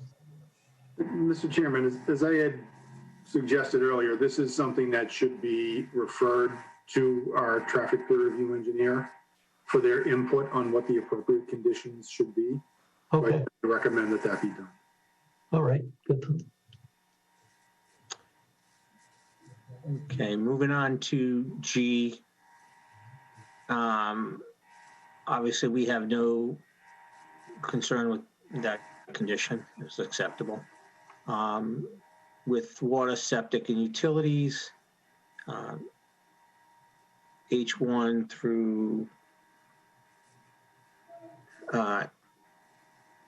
H8, we have no objections to any of those conditions either.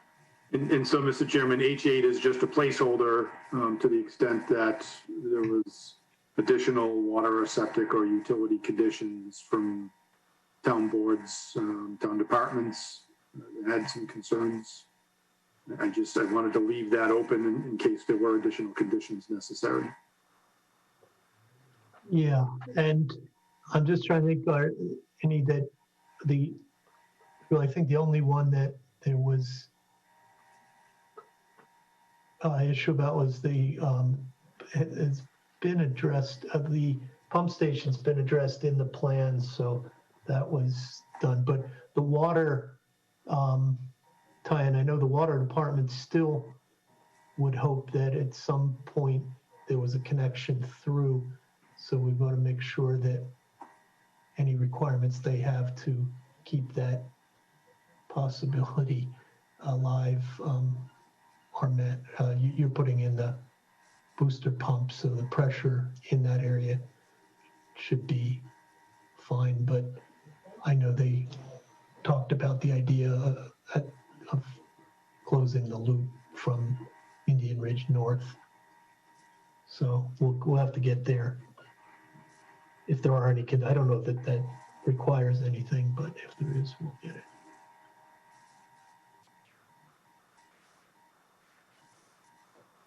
Okay. I'm sorry, Ann has another question before we move on. Oh. Yes, sorry. Just to pick up on that, I think that there is an issue with that's an easement issue. they would need access through the easement to be able to do that loop. And the easements, we've already agreed that the easements, there were no issues with them. So these 2 points actually conflict then, because you need an easement, you need something with the easement to allow you access through there if you're looking at still looping the water through. Last time that we met, I think it was mentioned that that's not happening any longer. So I'm now confused. What's changed? I think there is no plan to loop it through. There was, before this project even came along, always the hope, the water department, to do that, but it hasn't been practical. I just want to make sure that they have the opportunity to put any thing on there that would, if it's possible, to preserve that ability in the future. And it may not be, but from what we were told, that's not the plan, and may never be. So where are the boosters going to be placed, and what will they serve? Which residences will they serve? Oh, maybe Rob can fill that in. Is he still I don't still know. on the call? Or Dean, There he is. Yeah, he's still here. Asked to unmute. What was the question again, specifically about the water? Yeah, so where are the boosters going, and which properties will they serve? Can I share my screen? Yeah, I'll stop sharing for now. I don't have it up. Let me pull it up. Give me 2 seconds.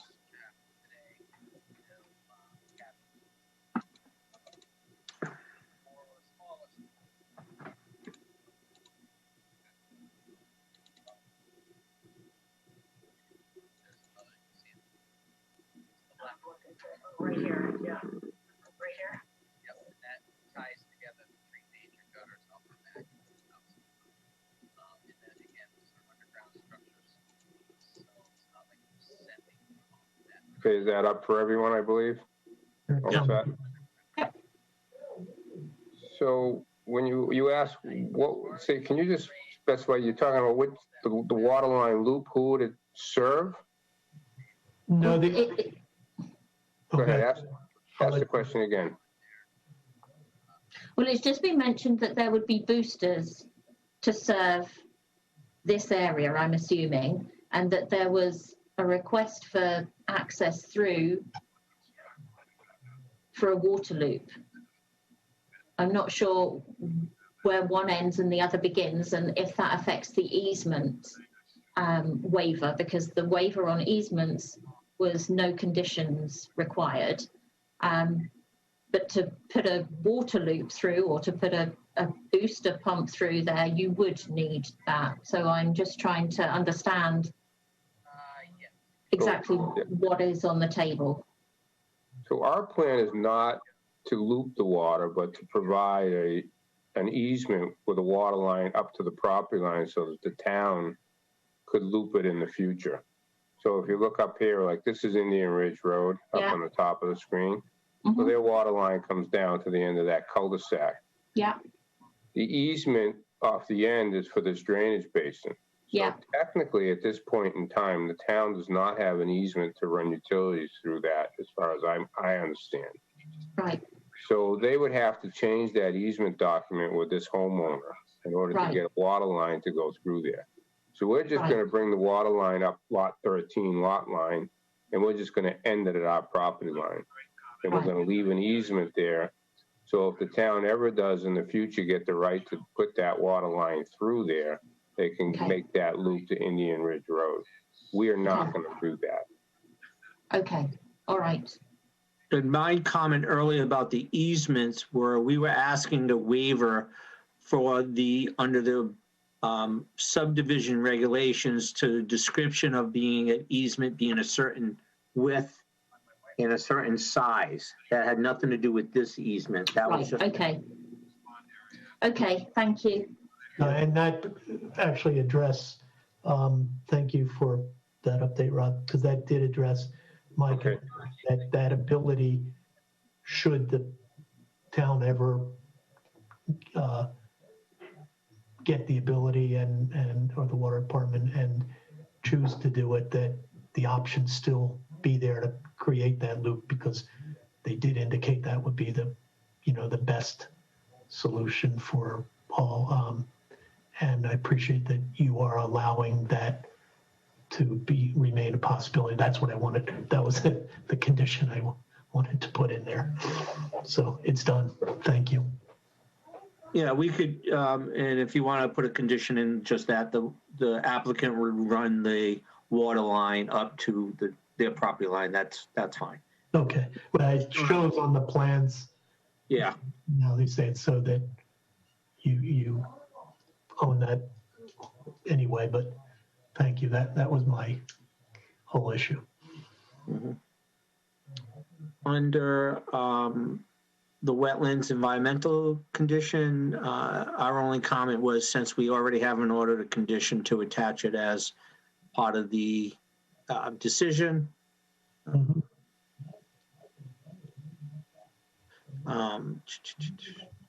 And that we're withdrawing this I-2. Well, under I-2, we're withdrawing our request, our waiver from the Holliston Wetlands Bylaws, because that's addressed under the order of conditions. So, but the other, my comments with regards to I-2 really was whether or not the Conservation Commission had provided any recommended conditions for this project. I know that for the last one I did, they provided a very thorough list of recommendations. So I just wanted to know if they had provided a similar list for this, and if so, we should be including them, or if they were less concerned with this one and therefore they didn't provide it. The conditions that they provided are in the order. So they've written their order of conditions, Paul, and they put specific conditions in there. Sure, I'm sure that they would always do that as part of the issuance of an order of conditions. Right. They recognized, for the last project, that certain conditions could only be applied pursuant to their local bylaw. And therefore, they wanted to make sure that they were imposed in the board's decision, as the board was acting as the Conservation Commission under the local bylaw. Again, if they haven't provided that, it probably means that they don't have the same level of concern as they did for the other project. It also reflects, the lack of waivers being requested, by the applicant as well. Okay. Yeah, we felt the order of condition was acceptable to us, and if you wanted to incorporate those conditions into the order, into the decision, we were fine with that. And then go with that with, we did not find the need to have this condition anymore, ask for a waiver from this condition, the bylaw. Okay. I'm looking at the Dropbox for this project, and I don't see that same type of comment that we got with the, forget the other project over on Route 16 from the Conservation Commission. I know that it was detailed, and we did integrate almost it was a pretty detailed laundry list. I'm just not seeing that. Yeah, I'm not seeing that same list here. I'm going to ask Karen to confirm that maybe at some point, but I don't see it in our Dropbox. And again, it just may reflect that they had issues of specific concern with that other project that aren't present here. Right. Well, I think it's still incumbent on us to just confirm that. So sure. Okay. We'll do that. J, other general conditions, they're all acceptable. They're pretty standard. I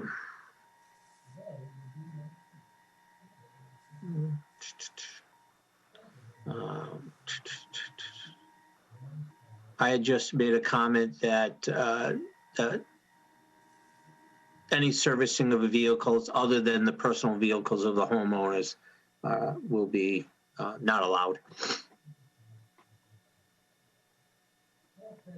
J7 was just clarifying the issue that that we're not anticipating these to be private in perpetuity, that there might be a possibility going to ask for acceptance of the town.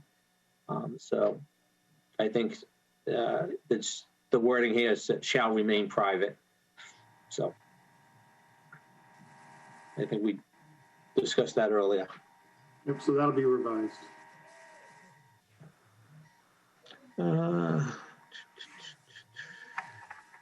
The rest, Jay, it's fine. And I'll stop there before we get into the conditions.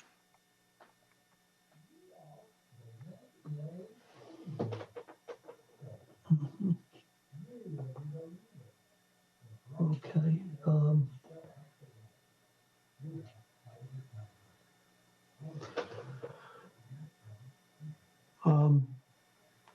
Judy Douglas, do you have a question? Yes, it's not a question per se, but back on the order of conditions from the Conservation Commission, I did watch their meeting where they voted on that, and they commented how they had modeled what they wrote up based on other ones, and they were commenting about, that it was really quite a document sort of thing. So I'm kind of surprised if it is coming across as not as detailed as some other things. Well, no, I think we're talking about two different things. Okay. The conditions. What we're talking about is the prior 40B decision that I assisted the board with. Okay. The Conservation Commission provided a very long laundry list of conditions they wanted to see in the Board of Appeals decision because they recognized they didn't have the right to impose them under the Wetlands Protection Act because that's their only jurisdiction when it's a 40B development. So in this instance, it sounds like they had a very long list of conditions that they did have the authority to impose, and they felt that those satisfied their concerns with regards to this project. We're going to confirm that because they were so good. Sure. Last but usually when a Conservation Commission is hearing an application under both the Wetlands Protection Act and a local bylaw, they have jurisdiction over both. And their decision will basically be a single decision that incorporates both of those jurisdictions. But in this instance, when it's a 40B, the Board of Appeals actually acts as the Conservation Commission for that local permit. So that's why I wanted to see if there was any recommended conditions coming from them. It also happens that in some cases, I think that one particularly, they hadn't yet issued the order of conditions. In this case, it may be that they felt they've covered all of those with the order of conditions and they're satisfied. Or they may have just forgotten. We'll find out. But it's a good catch to ask. They do a very thorough job. I'll go down to the conditions.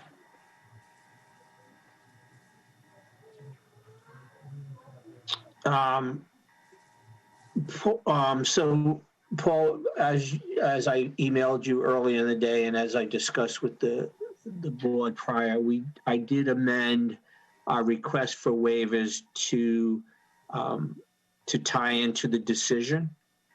So you can, if you want to use those and attach those and give you a little bit more detail. However, so I have that, and also we can go through these now and such. So being that these are the waivers, Paul, do you want to specifically go through them and I'll move the screen for you? I mean, these are the waivers that you had requested. Yeah. And I think I've mentioned this previously for this hearing. Frequently, when an applicant submits a list of requested waivers, they're overly inclusive, which means that they actually request waivers that they're not technically required to obtain as part of the process, because Chapter 40B automatically subsumes all of the local permitting processes. So they don't need to request, waiver of a requirement to obtain in order of conditions under your local wetland bylaw. That's automatic as part of the 40B process. What they do need to request is specific substantive waivers of local rules and regulations. And what I ask of developers all the time is that they be very specific as to what it is the requirement is that they're looking to have waived and what they're proposing to do instead of what the requirement is. So in some circumstances, I have some marginal references that indicate that I needed additional information before I could really determine what was being requested of the board. As you can see, what's on the screen right now, there are parts that say board action waiver granted. There are other sections that say, procedural waiver denied as unnecessary. Those are not actually what the board has done. These are recommendations that I am providing to the board based upon a presumption that the board is going to issue a decision that is consistent with the draft, which includes all of the conditions. But it doesn't bind the board to any particular decision on one of these. It's just really to help provide some focus. So the first requested waiver had to do with the Zoning Board of Appeals rules and regulations. And that requests a waiver to allow the board's review to be done consistent with the state regulations under 760 CMR 56.00. And that's an appropriate request. So my recommendation was that this waiver be granted. The Town of Holliston fee schedule, the applicant has requested a waiver for the affordable units of all local fees, including Board of Selectmen, Board of Health, Planning Board, Zoning Board of Appeals, Water Department, Highway Department, and Building Departments. This is my language included here. It was not clear whether this waiver was requested for permitting fees of other boards or whether it encompasses inspection fees and connection fees as well. And again, to the extent that it was a request to waive permitting fees, the applicant is not required to pay permitting fees to different local boards for whom it is not going through a permitting process. There is one application fee associated with a comprehensive permit application, and that is the only fee that the applicant is required to pay. However, there are lots of other local fees, including connection fees, building permit fees, things of that nature, and that's a separate question. And typically, unless there is some really good reason on behalf of the board and the town, these waivers are not granted. So that's why I've drafted this to suggest that the board would not be waiving substantive fees such as building permit fees and connection fees. And Mr. Chairman, while we did request the fees to be waived, we find this acceptable. Yeah, I think maybe what we want to do for clarity here is to sort of enumerate where we think those are, and that would be the basis for the application fee, right? That's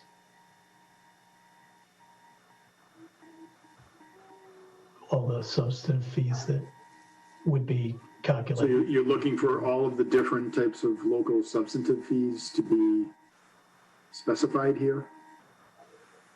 I don't know if they will. Mr. Chairman, is if you try to get too inclusive and you miss something, then it's presumed that you intended to not include it. Right. And then actually be granting a waiver where you didn't intend to. Well, maybe it's the other way, that we grant the specific waivers. Well, the way it's done now, you're not granting any waivers here. Yeah. The procedural waiver is denied as unnecessary, and the substantive fees are denied because you don't believe that it's appropriate to grant it. Okay. Yeah, I guess I was just looking to, if we're not going to have an argument down the line over what are substantive fees, then that's not a problem. Right. Well, if they want to argue that it's a procedural fee and not a substantive fee, well, that was denied as well. Okay. Yeah, we got denied on this one regarding all the fees. is a standard one that we do use, and some communities will waive some of the permit fees associated with the affordable units. But I can say 99% of the time it gets denied. Mhm. So we are okay with that. It is a smaller number of units. There are rare circumstances when I've been involved where I've had a board waive local permitting fees, and it's usually done as a way to address other issues. So for instance, if there was some sort of a local fee that the board could identify to be waived or partially waived as a way to then direct contribution to something like constructing sidewalks. I've seen that done, although it's usually a little bit more direct. I've represented a board at one point who had very, very high sewer connection fees. And the applicant had requested a waiver of the connection fees for the affordable units. And as it turns out, there was some significant infrastructure work that needed to be done to allow the project to move forward. And so as a way to essentially horse trade for the applicants to be responsible for providing that upgrade, the board did agree to waive the fees for the affordable units. And then the applicant made a contribution that ultimately turned it into a wash. Yeah. Going to number 3, requests a waiver of the prohibition of two-family dwellings in the AR2 zoning district. Obviously, there's duplex units proposed here, so presumption is that that waiver would be granted. Zoning bylaws section 6A1 requires compliance with applicable requirements and prohibits more than one dwelling unit. Again, in order to allow the project to be constructed as shown on the plans, the presumption is that this would be a waiver that's being granted. Same for number 5, zoning bylaws section 6A2. That has to do with frontage, and they're proposing lots that will not meet frontage requirements. Presumption there again is that the waiver would be granted. Zoning bylaws section 6A6, having to do with lot width. No less than 80% of lot frontage, and the lots as shown on the plan do not comply with this. So they are requesting a waiver. Section 7, number 7, I'm sorry, section 6B addresses the dimensional requirements. And the lot area, they're requesting a reduction from the minimum lot area requirement of 40,000 square feet to allow a minimum lot area of 9,990 square feet. Lot frontage, they're looking for a reduction from 180 feet to 45 feet. The front setback, they're looking for a reduction of 40 feet to a minimum of 28 feet. Side setback, they're looking for a reduction of 40 feet, from 40 feet to a minimum of 12 feet. And for the rear, they're looking for a reduction of the 40-foot requirement to allow the rear yard setback of 20 feet. Again, all is shown on the project plans. Because this is all information that would be necessary for the applicants to have granted in order to construct the project as proposed. My presumption was that this would be a waiver that would be granted. The use regulation requirement number 8, zoning bylaws section 3A, wouldn't allow the two-family again, and that waiver was requested. Zoning bylaws section 6A, B, and C, intensity regulations. Again, talks about the dimensional requirements. We've already looked at some of those. A blanket waiver was requested. And my recommendation here, again, was not to grant a blanket waiver, but grant only a waiver of the specific provisions as noted above. Zoning bylaws, number 10, zoning bylaws section 5E, 1 through 4. Prohibits the removal of more than 10 cubic yard of earth products unless in conjunction with construction of a building or street authorized by the town bylaws. And I guess I see what the applicant was sort of thinking here. Technically, this project is not authorized under the zoning bylaws. It's authorized under a comprehensive permit. But I did see this as a procedural waiver requiring the issuance of the permit. And the comprehensive permit would subsume this approval process. So I don't think that this waiver is necessary. Zoning bylaws, section 5, I'm sorry, this is in number 10. Number 11, zoning bylaws, section 3, VF, architectural controls. So we did address this earlier.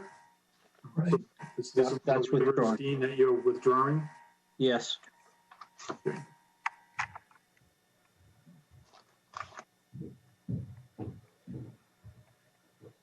And if you want to point out any other spots, because I don't have that open right now, I have my early version. Yep, Anywhere that's else fine. that you've got a waiver request that's been withdrawn, just let me know and I won't have to cover the whole thing. Yep, I will. So number 12, zoning bylaws, section 3H, 1 through 8, open space residential requirements. Again, this is a procedural waiver. The applicant hasn't requested approval of an open space residential development. So this is not a necessary waiver. Number 13, zoning bylaws, section 3VM, special permit for low and moderate income housing. Yet again, this is a comprehensive permit that subsumes that process. Paul, may I just ask you a question about about number 12? Sure. So the way that that section is written, the OSRD would be mandatory and by right for any subdivision, and the planning board has the ability to waive that requirement. So I think that's why Dean picked up on that section. Yeah. I mean, is that a procedural or is that? It's still procedural. Okay. Any relief that is needed from that provision is subsumed into the board's decision. Because again, the Board of Appeals is the planning board for this project. They are the Conservation Commission for the local wetlands bylaw. They are the Board of Health for any rules and regulations that the town has that exceed Title V regulations. So any permits that are required under those provisions are issued by the board as part of this process. And Paul, I didn't withdraw these because as your recommendation that the waiver is denied as unnecessary, I just automatically kept those. Sure. And again, it's very helpful to have it delineated here. Yep. That, building inspector or a third party at some point reviewing this decision doesn't ask, hey, wait a minute, don't you need this waiver? Don't you need that waiver? It's still all shown on here, and the board is acknowledging that the waiver was requested, but it was denied, not because the board thought that it wasn't an appropriate thing to be done here, but that it wasn't necessary as part of this process. Yeah. Number 14, bylaws, section 4D, Board of Appeals, sets forth the authority for the Board of Appeals to act on permits. Yeah. Again, a procedural waiver. Chapter 40B specifically sets forth that the Board of Appeals has the authority to grant comprehensive permits. Now we're moving to subdivision rules and regulations. And again, this really gets back to the issue of the Board of Appeals acts as the planning board. And this is a procedural waiver that is not necessary. Mm-hmm. We're okay with that. Same again for number 16. Number 17, I wasn't clear in terms of what was being requested. Yes, on 5.1, it basically sets forth like certain design requirements and oversight, like when the planning board's reviewing a subdivision of, things to take in consideration while doing a design. So I think that's in part of obviously the ZBA's review when they review the whole overall project. So we're not asking for specific, but if you read 5.1,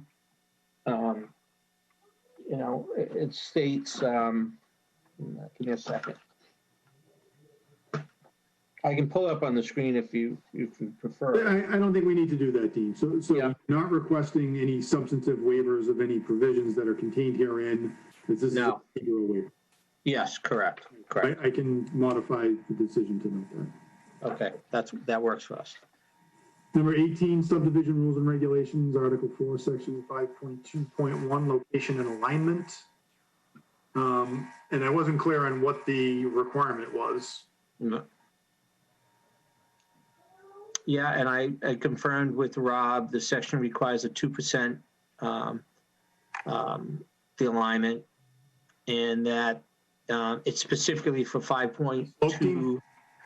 On 5.2.1A is the only one we're looking for under that section. 5.2.1A? A, yeah, before we didn't have the A in there. I sent you the red line version too, so this You is should just, also just clarify that it's 2% within 150 feet. You just missed, Dean, at the end of your sentence, the standard itself. So it's 2% for a certain distance. yeah. And that we're asking for a waiver to allow a 4% slope for 43 feet within that 150. For 43 feet now? Yeah, I confirmed with Rob today. Yeah, 32. He double checked it. It's actually 43.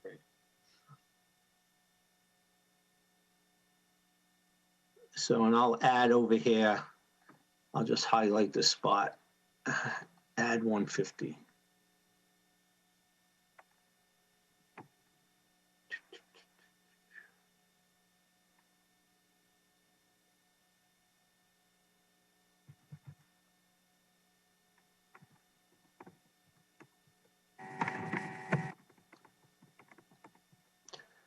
Okay. Then in number 19, subdivision rules and regulations, Article 4, Section 5.2.3, what was the maximum grade requirement? The maximum grade is 8% within the 150, as I understand. And we're requesting a waiver to allow a maximum of 9.35% for 15 feet within that 150. I don't think that one's correct. I don't think that one has a distance associated with it. I think the 8% is an overall. And I think it also comes out of Appendix A in addition to that 5.2.3. Yeah. I don't think that's quite the right reference, but I can look that up for you. Yeah, that would help because I was looking at Appendix A, and Rob had to drop off and attend another call. Maximum profile grade, 8%. That would, yeah. I think what we're trying to say, I think it's all within that same section of roadway. It's not, what we were trying to do here is identify that it's not throughout the whole roadway. It was just in a section of roadway. Just for clarification, it's not within that same 150 feet. Gotcha. It's uphill of it. Oh, okay. Okay. That's why I'm not an engineer. So the next one, number 20, Article 4, Section 5.2.4A, dead-end streets. Requires a maximum length of dead-end street of 500 feet. Applicant seeks approval of the extension of existing dead-end street to allow a length of dead-end street of, and I don't know how. I had a question on that. That seems 475 is less than 500. Yeah, well, the confusion here, well, I shouldn't say confusion. We're not exactly sure how to apply it. If you're talking about the distance from the beginning of Indian Ridge South to the end of the cul-de-sac, then from that end of the cul-de-sac to the split within our roadway system. It's to the loop. It's to the point where the internal road loops. Yeah, it's 475 feet. So we didn't include the first, I think Rob said it's 175 feet to the end of the existing cul-de-sac, and then another 475 up. So we didn't know. That totals what? That totals, I got it right here. That totals 1350. So yes, to the end of, no, let me see. 875 to the end of the cul-de-sac, and then we have an additional 475. Okay. Yeah. So that math is, That's your length of dead-end street. yeah, that would, if that's the definition. We weren't sure because of the way Indian Ridge South is already constructed, for sure. Okay, number 21, Article 4, Section 5.2.5.5. And so it seems as though there's going to be some sort of revision to incorporate granite curbing in certain areas. Yes, I don't have the exact wording from the peer reviewer available, but he suggested that we install granite curbing at certain locations within the roadway, at, I believe, drain inlets and so forth. And we approved that. Well, we've agreed to that. So I could try to get a little bit more specific on the language, or we can just incorporate his wording. Okay. Yeah, I think that's typical in the town of what. So we're going to need to include that then as a condition. Yep. In the traffic section. So it could we put something that the applicant seeks a waiver to allow Cape Cod berm in areas other than What I'm going to do rather than that is just refer to whatever condition number we ultimately put in that requires the use of granite curbing in certain areas, Okay. Whatever that language says. That works for me. Waiver granted subject to condition blank of this decision, then that will refer you back, and that will state that you're required to put granite curbs in wherever recommended by the peer review consultant. Okay. The 22 is one I believe we waived. Let me just pull on my new notes.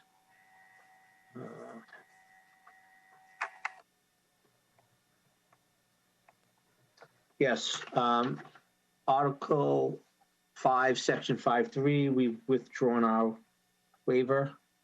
Okay. Number 23, we withdrawn our waiver. Number 24, 5.5.1, so we've withdrawn our waiver. And Article 5, Section 5.2, 5.5.2, the monuments, we've withdrawn our waiver, and we'll follow the subdivision regs on those last 4 we just spoke about.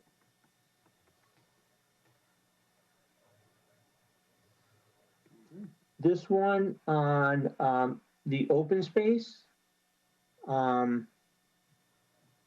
we did identify the area of the septic as a passive recreational area. The subdivision regs, I believe under open space, required 10% of the land to be designated as open space. So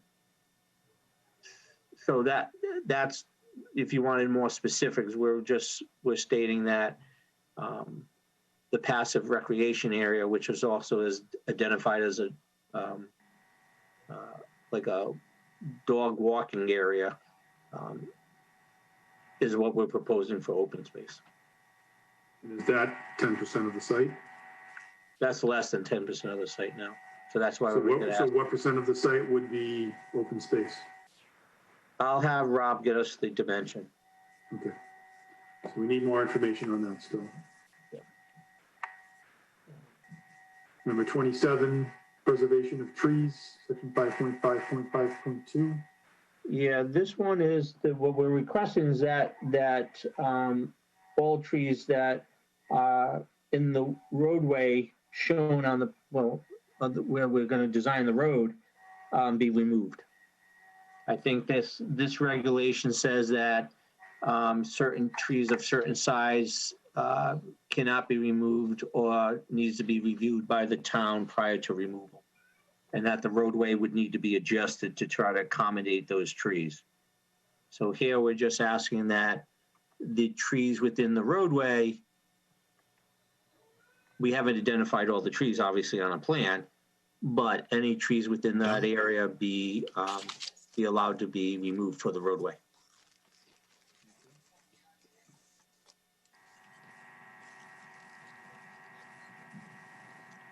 And it seems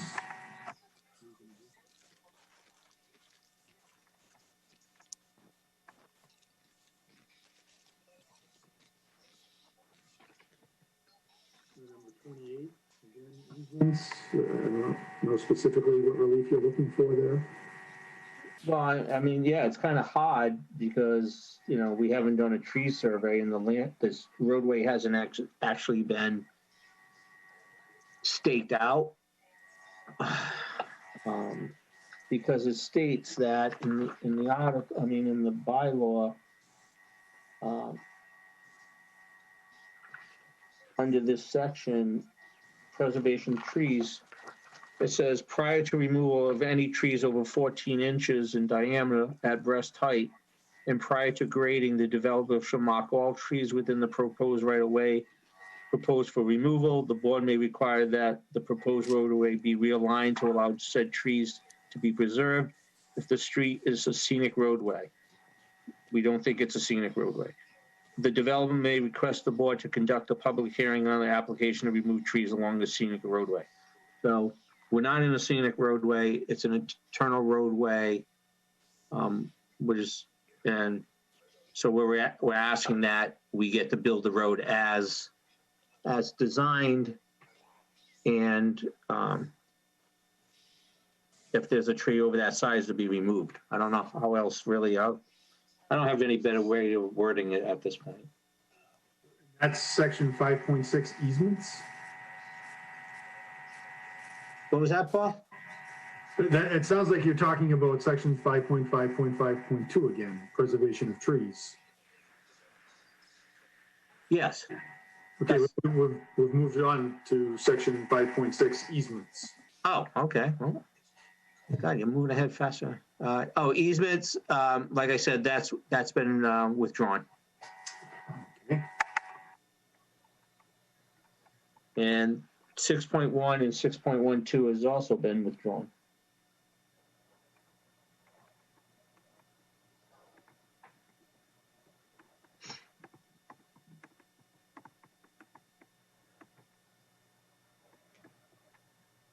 And then number 30, we needed some additional information regarding the requirement for the center line radius and the profile grade.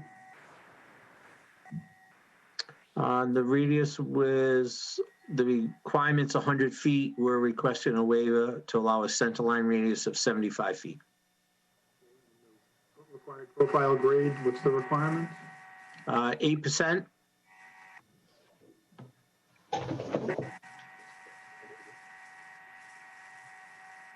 Number 31, subdivision rules and regulations fee schedule. Again, that's a procedural waiver, not required. Yep. Number 32, subdivision rules and regulations, appendix E, subdivision application forms, procedural waiver. When we get to the wetlands protection bylaw, is that the one you withdrew? Yep. Yep.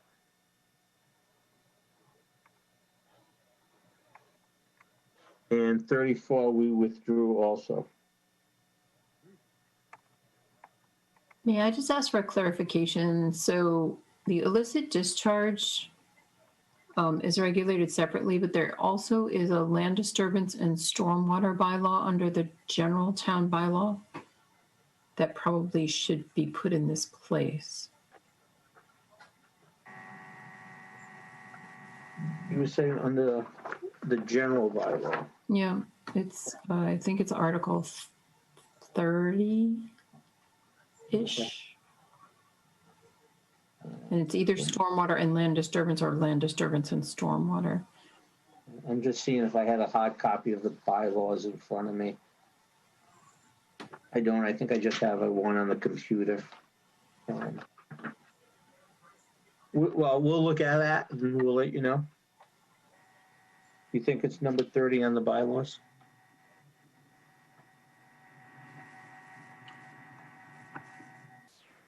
And that is the end of the waiver section. Yep.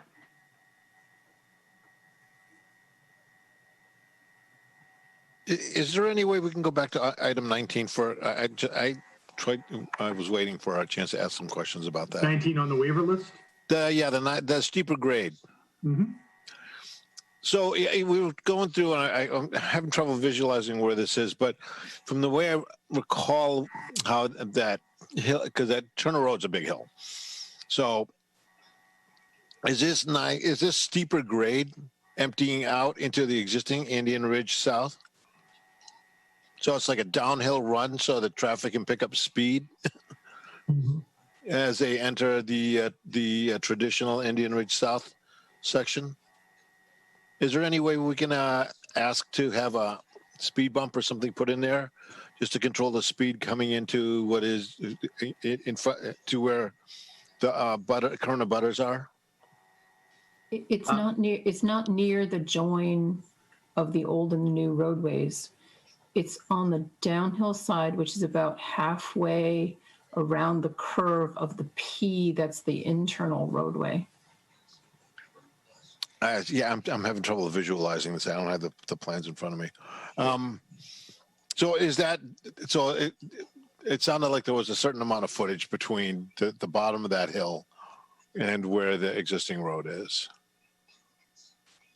Well, But is there a curve, or is there some design that will naturally cause people to step on our brakes, or are they going to take advantage of this thing and coast downhill until they get to the end of Indian Ridge, putting existing butters at additional risk? It's not on that straightaway that comes down to join Indian Ridge. It's on the, if you think of it as a backwards P, it comes with the bottom of the P where it joins the cul-de-sac, then it goes up and around. It's on the part of the P as opposed to the main. Let me see if I can find. So the hill's in the circle part, right? Yeah. Is that what I'm hearing? It's not on the run from the circle part back into Indian Ridge. Yeah. Okay. There you go. Yeah.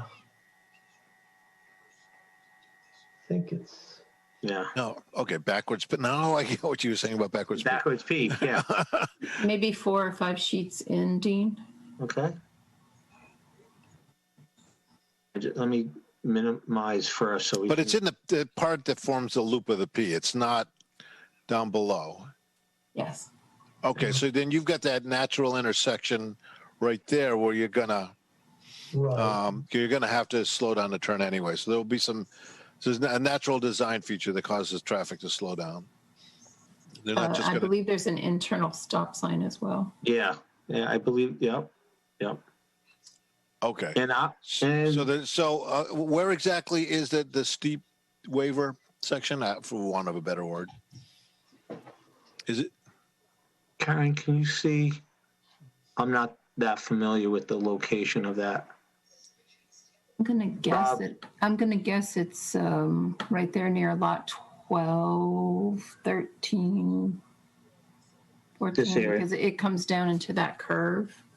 Yeah. Yeah, I'm seeing that the what are those lines for the elevation lines? Contour lines. Yeah, the contour lines get really dense right around that curve there. So I'm guessing it's probably around there. But more importantly, is there's the intersection. It's not like people can just zoom. They're not going to have a straight shot zooming down. You're right. Yeah. I know your concern was that it'd be on the part. Yeah. See, these contour lines here, the new proposed contour lines. Yep. These are closer, so this is steeper than obviously the further the contour lines get. So on the roadway, it's probably in this general area. Okay. Leading up to this intersection, then it goes down, this straights out, down in. And that looks a little bit more level because the contour lines are further Yeah. apart. Yeah, these are the Okay. bold ones are the new contours. Okay. That clarifies that. And then, so then I withdraw my question about a speed bump or anything because it doesn't make sense given where everything falls. Thank you. Yeah. And Paul, one condition you should look at adding is our peer reviewer on the last, on the comments to these grading and the slopes had added about adding an additional change in the speed in this area and suggested we add a new speed sign along here. That was sent out in the letter that she prepared or the memo she prepared in response to Rob's waiver. Okay, we're going to send this and ask the peer review consultant to provide recommended conditions. Yeah, and I'll make sure that they have that. And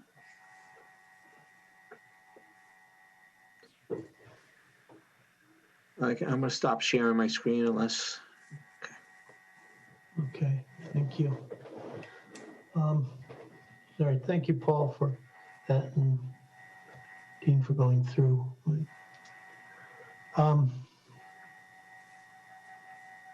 Does the board have any other questions on that topic? And then let's figure out where we're going from here.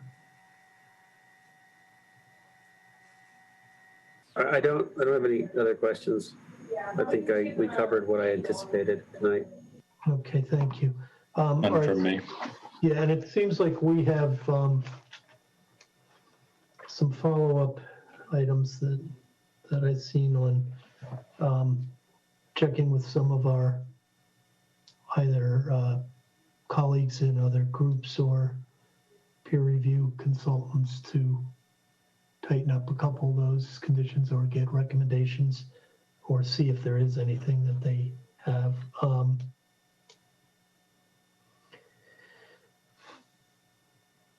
And I guess the board, I'd ask you guys, myself, to give them another look through and see if we've got more to follow up with. Can I just ask a general question? Maybe it's really to Karen and maybe Paul. So we're at, and I think maybe Bob, I'm not sure Bob's last name, but he mentioned it earlier, is sort of status and where we are. So we're at a point now where this is version arguably 2 of the decision. So we're going to have today's comments, and then we're going to have our consultant review some of the more substantive layered comments. And then once we have this decision, assuming that there's some agreement on the decision, what advanced or additional engineering are we going to need? Just trying to scope out the how we finish this process, and then also let the abutters know how many more times they're going to have likely to comment on the project, because it seems like we're getting, we're in the details now, and we're getting into what arguably would look like an approval with conditions. So I don't know, maybe it's a Paul response, but Karen's input would be helpful too. So the way we have it now, we are anticipating, sending the draft decision to the peer review consultants to get any additional proposed conditions that they may think are necessary.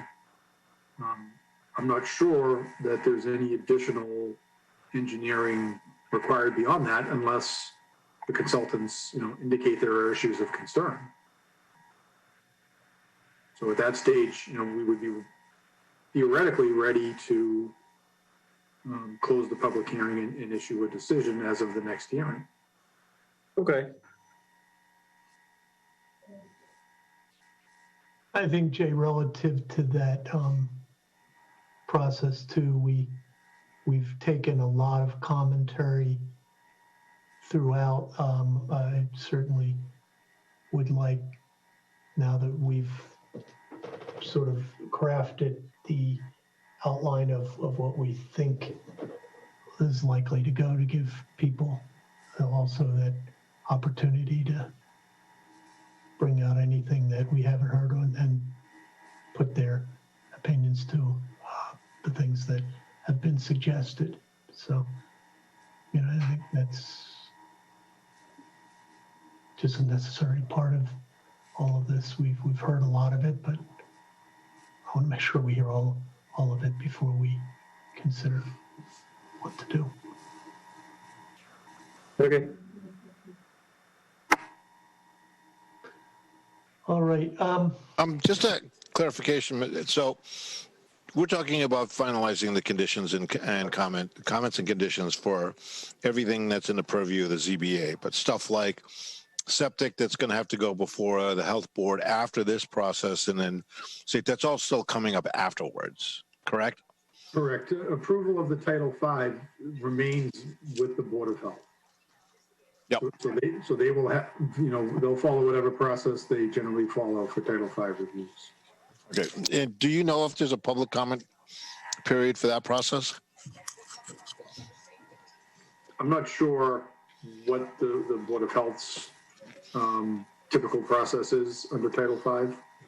I believe they've authorized their agent to act for them unless there are waivers from the requirements.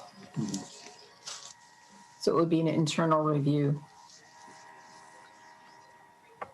That's not unusual, other than, you know, some particularly difficult processes. Sometimes boards will hold a public hearing, but you certainly, you know, within your rights to submit comments to the Board of Health.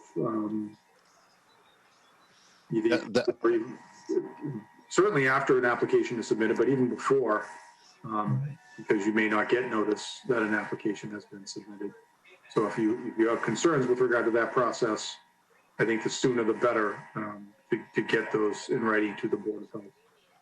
And I would also suggest that if there are concerns about that element of it, that they do come to us, because that's part of the overall concept. We're not going to try to evaluate the specifics of the engineering and the way it meets Title V, but they have put forth a type of solution, which we've talked about in a couple of the earlier meetings.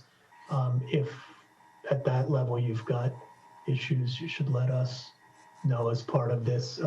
If it has to do with the specific engineering, then absolutely, that's part of the Title V process. Yeah, I will add is that, you know, if changes are made because of any future reviews, we do have to make the board aware of those.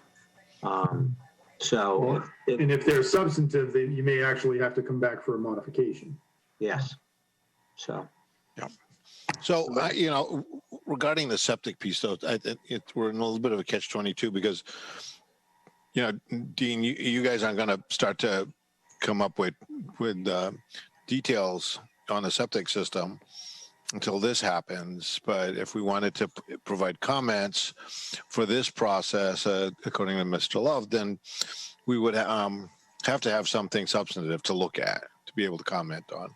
Because right now, I think all we've really talked about is that up there in the upper northwest corner is going to be a septic system, and that the individual units are going to have their own septic system, and that there's going to be some way to pump it up to the central septic system. But there's no sense of how much is going to be. Is that all just going to be overflow? How is that going to be determined? And then because that's going to determine what kind of risk you're posing for the folks who are downhill on the other side of the town line. It would be all the Ashland abutters. Understood, and part of that, you're right. We still will, you know, we did some preliminary testing of the soils and so forth and so on, but we will comply to the state the state Title V requirements. So we will have to submit an application to the Board of Health. I think, as Mr. Love suggested, it just you know, make them aware now that you want to be notified when the submission happens. And hopefully they will inform you. I think, didn't you make an agreement also in an earlier meeting to notify abutters about your application to the Board of Health? I don't recall, but we have been transparent about things. So if you would like to be notified, you know, we could do that. Thank you. I mean, what I'll do too is we can provide a copy to Karen and she can put it on the website as part of the large file that we have on the website right now. I think that's an excellent example of transparency. Yeah. You know, and if the Karen's the person who's doing that work, I kudos to you for maintaining that page because I know people rely on it. Thank you. Thank you, Dean, for agreeing to that. Not a problem. Not a problem. Okay.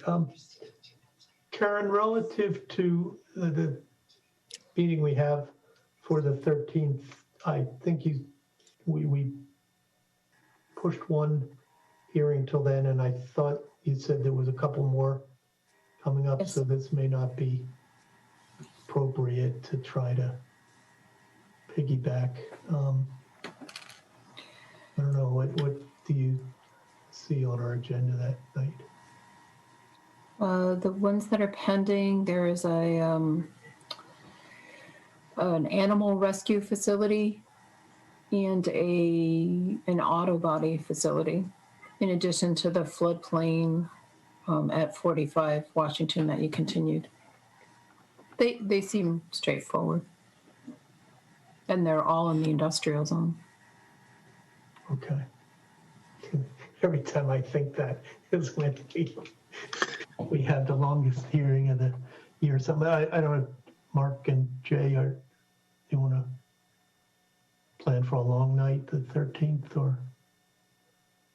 Probably just keep going. I'm okay with that if you want to do it. Okay. Sure. Okay. Yeah. Why don't we'll schedule this for late enough that we can try and get that stuff pushed through. I mean, I will offer, we're available before the 13th.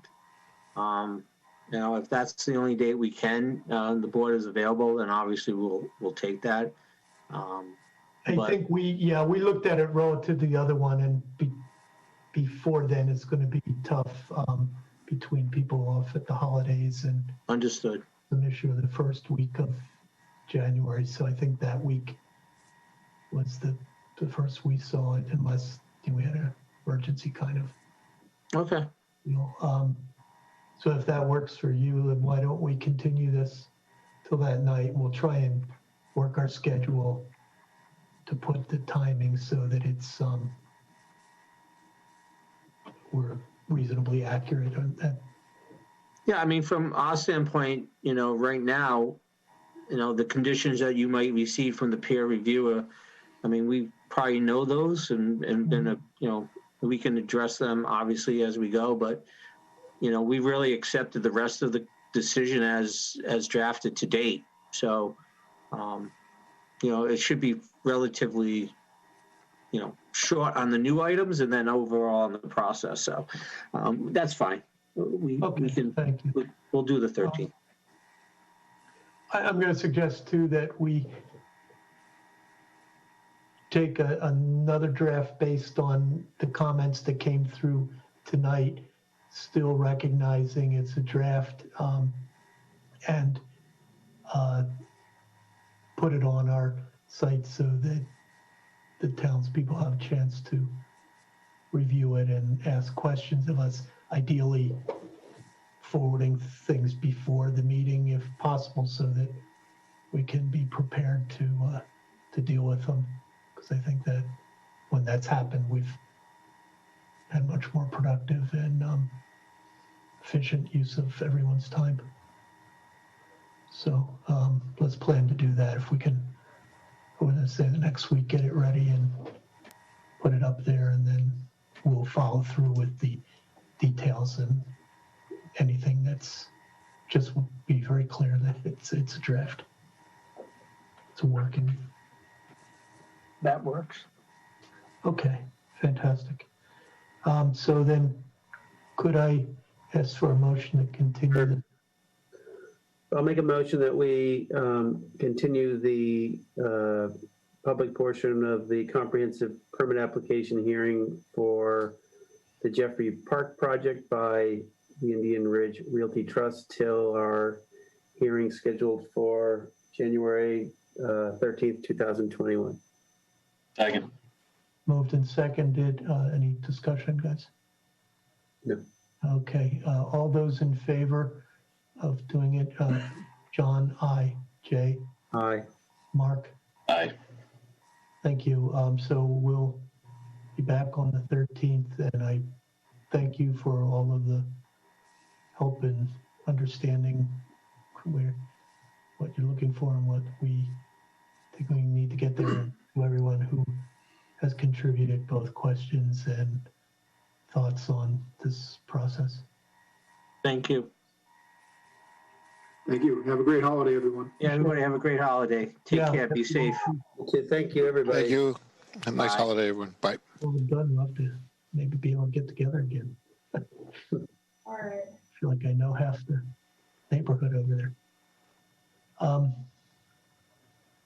Jay, Mark, Karen, and Liz, we have time to look at our variance.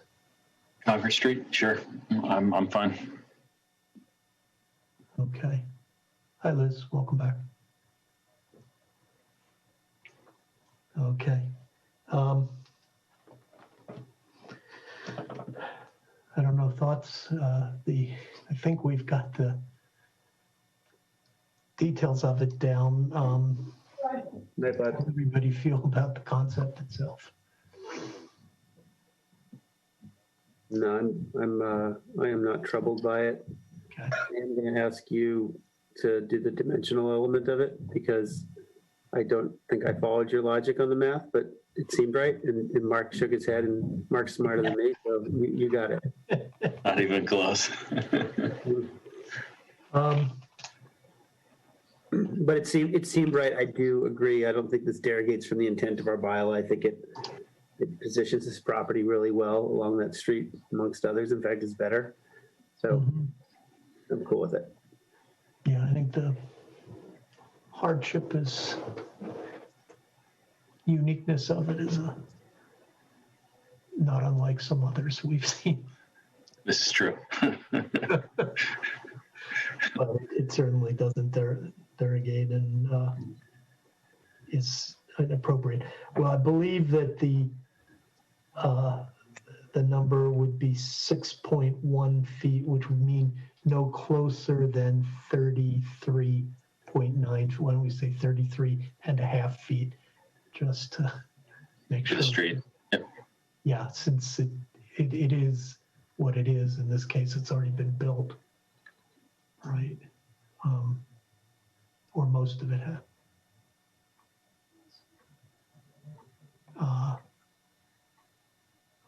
Let me pull up see if we're looking for anything else.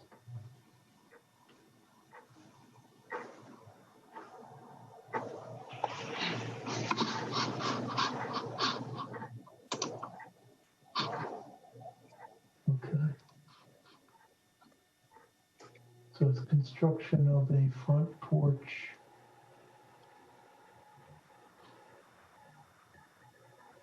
No closer than 33.5 feet from the front lot line. In accordance with the plans submitted for the building permit.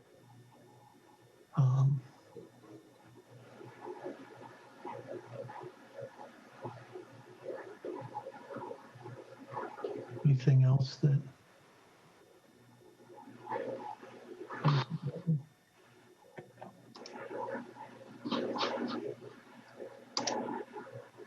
needs to be filed than the standard?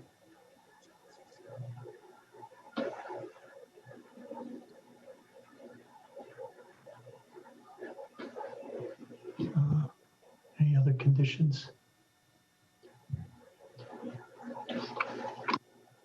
No. No. We're finding a fact, yeah.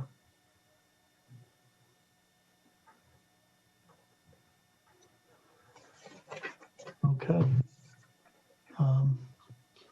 Anybody want to? If you want me to carry the motion part, I'm just going to. Sure, if you wouldn't, I think that'd be- Yeah, so So I'll make a motion that we approve the request for a dimensional variance by Sandra Intinarelli, trustee of the property located at 526 Concord Street, based on, I'm just going to suggest the dimensional criteria just referenced by John, because I'm not sure I could recite it, with our normal customary conditions. Second. Been moved and seconded. Any further discussion? Okay. All those in favor, we'll go through a roll call vote. John, aye. Jay? Aye. Mark? Aye. Liz? Aye. Motion carries, so we'll read that variance. Thank you. Any other business that folks have? I have a question. Is anybody anticipating going to the, it's like I think it was a CLE or some sort of training that, Karen, you offered it, right? Is anybody? I didn't understand what it was. It's a webinar in essence. So it's the Citizens Training Cooperative. It just happens that Barbara St. Andre from the Medway staff is sort of moderating it. It just needs registration. There's no cost to it, right? I think there is a cost. Oh, there is? Yeah. Is it worth it? You have it in your budget. Yeah. It's a training session, and I believe it's on non-conforming. Is that the one you're referring to, Jay? Right? Yeah. The one I just sent over. That's like on the 14th or 15th. Yeah, it's a training for board members specifically. Okay, CPTC training. Yeah, that's why I didn't understand what it. It's an acronym. It's American Planning Association and the Association of whatever it is, zoning and planning board members in Massachusetts. It's whatever acronym the amalgam of those groups are. It comes out of UMass every year, and it's just organized, and they use a bunch of local veteran planners and land use attorneys to do a bunch of training sessions.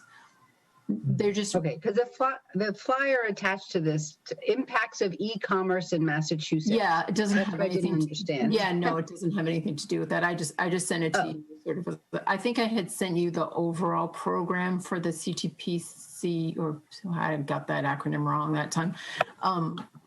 They do a fall series, and it used to be fun. You would take an excursion and go wherever.